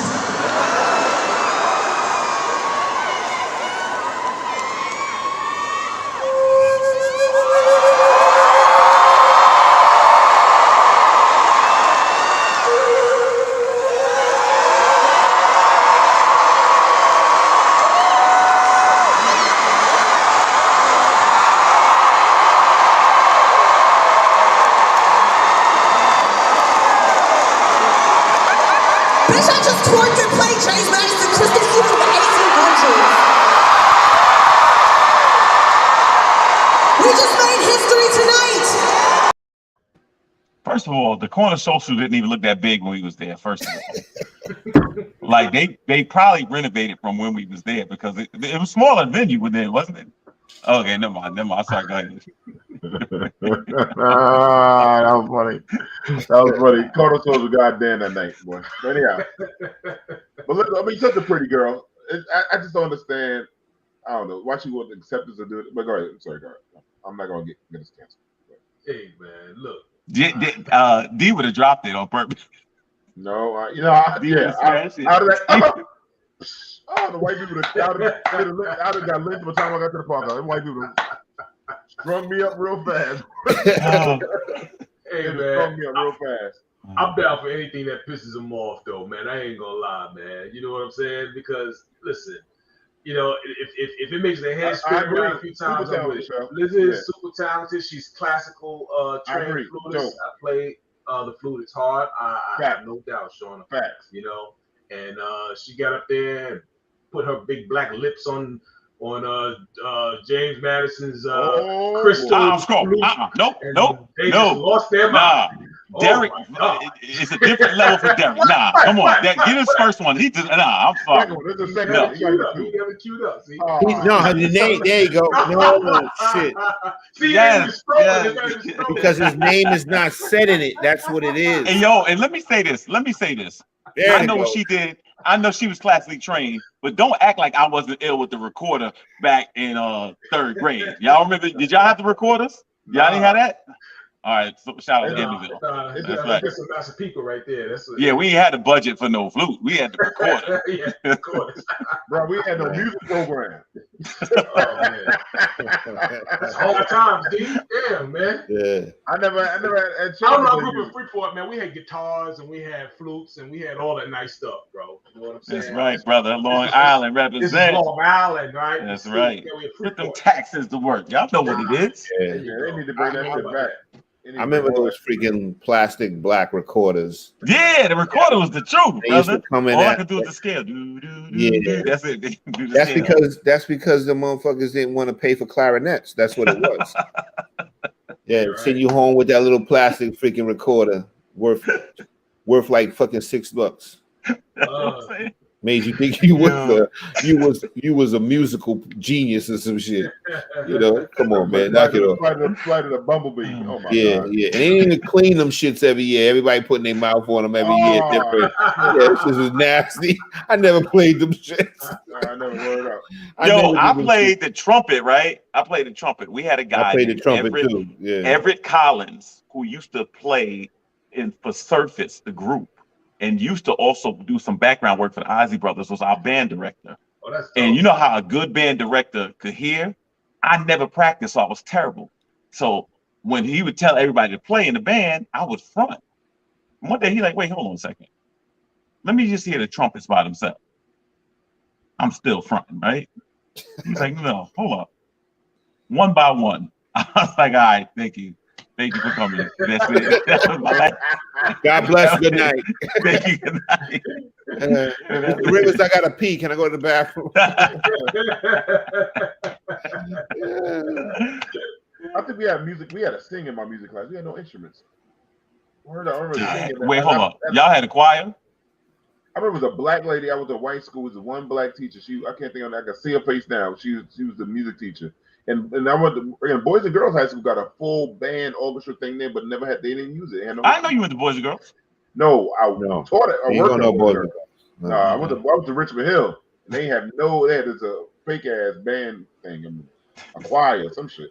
No, we had instruments when I was in junior high school. We had all instruments, drums, clarinet. Oh, junior high school we had. And you know what was ill about me? I played the triangle, and unlike most people, I played the electric triangle too. Which y'all know about that? I don't know nothing about the electric triangle. What the hell? What is an electric triangle? Nah, you know what he did? He said the electric triangle. The original ring doorbell. That's what that shit was. Nah, what he did was he took a wire hanger and stuck it in the socket. That's what it is. He said it's a triangle, electric. You see Derek's face. Derek was like, "What is the electric triangle?" You know that kid that would be on the gymnastics team to do the ribbons? That's Kelvin and shit with the triangle. Everybody going around throwing that shit all the time. Ribbon gymnastics. Oh shit! That shit. The triangle. That and the cowbell got to be easiest instruments in the goddamn music. Yeah. Cowbell and shit. You got one note. Boom. Yeah, he's a magician. He's a musician. Nah, we ain't doing that next week. Hell no, we ain't doing no instruments. We ain't gonna put that to you. Yo, I think I found a new hustle, man. What's that? It's part of snitching though. Oh, New York City just announced they trying to get a bill to encourage people reporting parking violations. And share the fine. And you get paid to share the parking in front of buses, fire hydrants, double parking, all kind of stuff. I am snitching because Brooklyn. I'm gonna make a whole career out of this. That's a side hustle. I hate parking tickets so much I couldn't even tell them about it. I'll be honest with you. Bro, I got 2 speeding tickets last week on the red camera thing. So you came up Linden? Linden got new. Because D, when I came to your job, I'd never seen nothing like it. I'd never seen every point. I'm talking about. They got cameras for when you walk fast there. I mean, they yeah.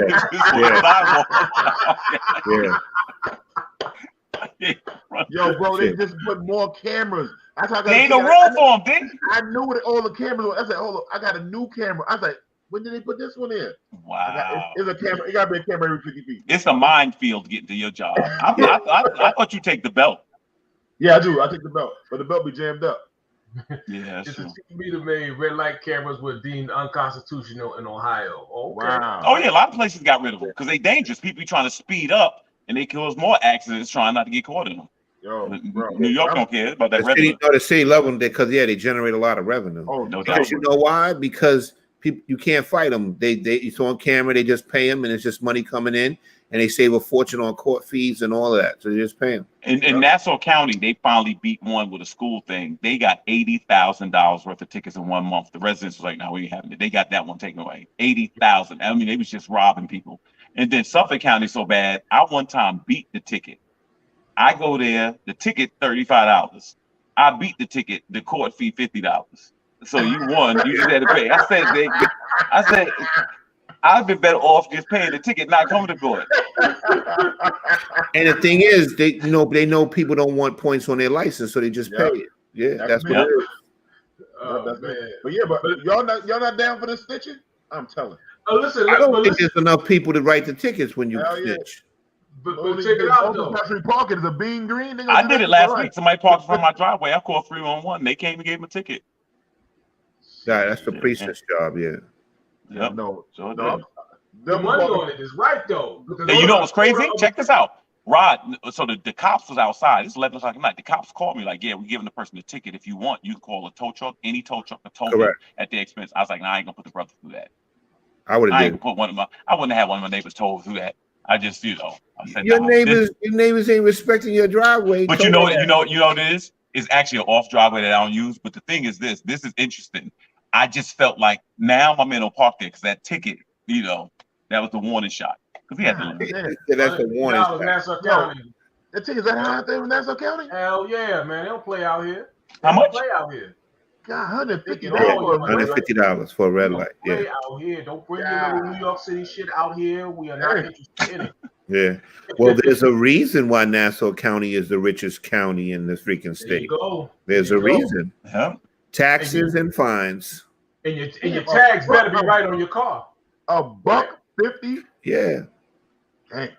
And listen, where Rodney and D and Derek at, Freeport got their own court. Freeport got their own. Freeport got cameras on every road coming in and out. Your tags better be right on your car.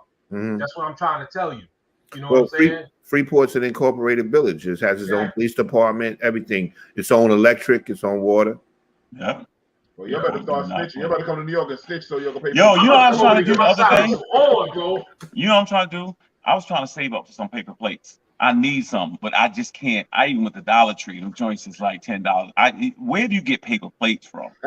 BJ. Really? I'm saying. Really? Mm-hmm. Okay. Hell yeah. Because another 10 payments, I'm getting some. I've been saving. No, Kelvin. No, the little key foods they too high. You gotta buy them in bulk at BJ's, bro. Correct. Buy them in bulk. Yeah. BJ's or Costco, Sam's Club, something like that. Yeah. And your toilet paper and your paper towels. Okay. Got you. This week then. She got in trouble. She said I got a ticket on Atlantic coming off the bridge and I threw it out, and my husband found out when he couldn't renew his license. God damn. Wow. Come on. First the Fat Boys break up, and now this. You know you're wrong. You set the man up. Yeah. But Mo, come to New York. You see somebody CDL. God, man, money too. Man. Yeah, he was tight. Oh, come on, Monique. That man need that license to work. Hell yeah. She had to give him some extra humps. She had to give him some extra humps that night. She sure did. Had to give him extra humps. She sure did. The same. No bueno. Word up. Monique, give his ass a scroll, Monique. No. License renewal? It messed up my whole license, my CDL. That's all 3 holes night. At the wire. I'm sorry. Close with it. I'm just saying. Close with this girl. I was in the show. Vegas, you can't go wrong with Vegas. Matter of fact, Atlantic City too. They called it too. When women mess up. Oh my God, man. Michelle said I got offered a job in New York when I got out of grad school. Parking and rats was the reason I turned it down. Wow. Oh, hey, Michelle, talk about our good rats. We got some good rats. You got good rats alone, man. Damn it. I'm going to be a rat. I'm snitching on everybody double parking this over the floor. I hate double parking. I'm snitching on fire hydrants, double parking. All the dudes running to get loosies up the bodega, leaving that shit running in the driveway, the walk. I'm snitching on all y'all. I'm telling you now. You see me pull up, I'm snitching. Look, you got a parking ticket out there. It's $175. I think the fine is, right? They saying that's coming out to $44 if you tell. I'm telling. Well, I'm gonna tell on myself and get a discount on the ticket. You're a genius. You're a genius. You smarter than Kanye and Herschel Walker. Little Carlton Ferguson, even like, do you see the man that shot you? That's me, Kelvin. Me. That shot me. That shot me. Point him out in the courtroom. Let me duck down. On that note, man, I just want a word of advice for women. If you fuck up real bad with your husband, 3 whole night. Anyway, I want to say everybody, thanks for checking us out this week, man. Come follow Puerto Rico, Florida, hang in there. Hang in there. Florida, Puerto Rico, word up. And Brownsville. Peace.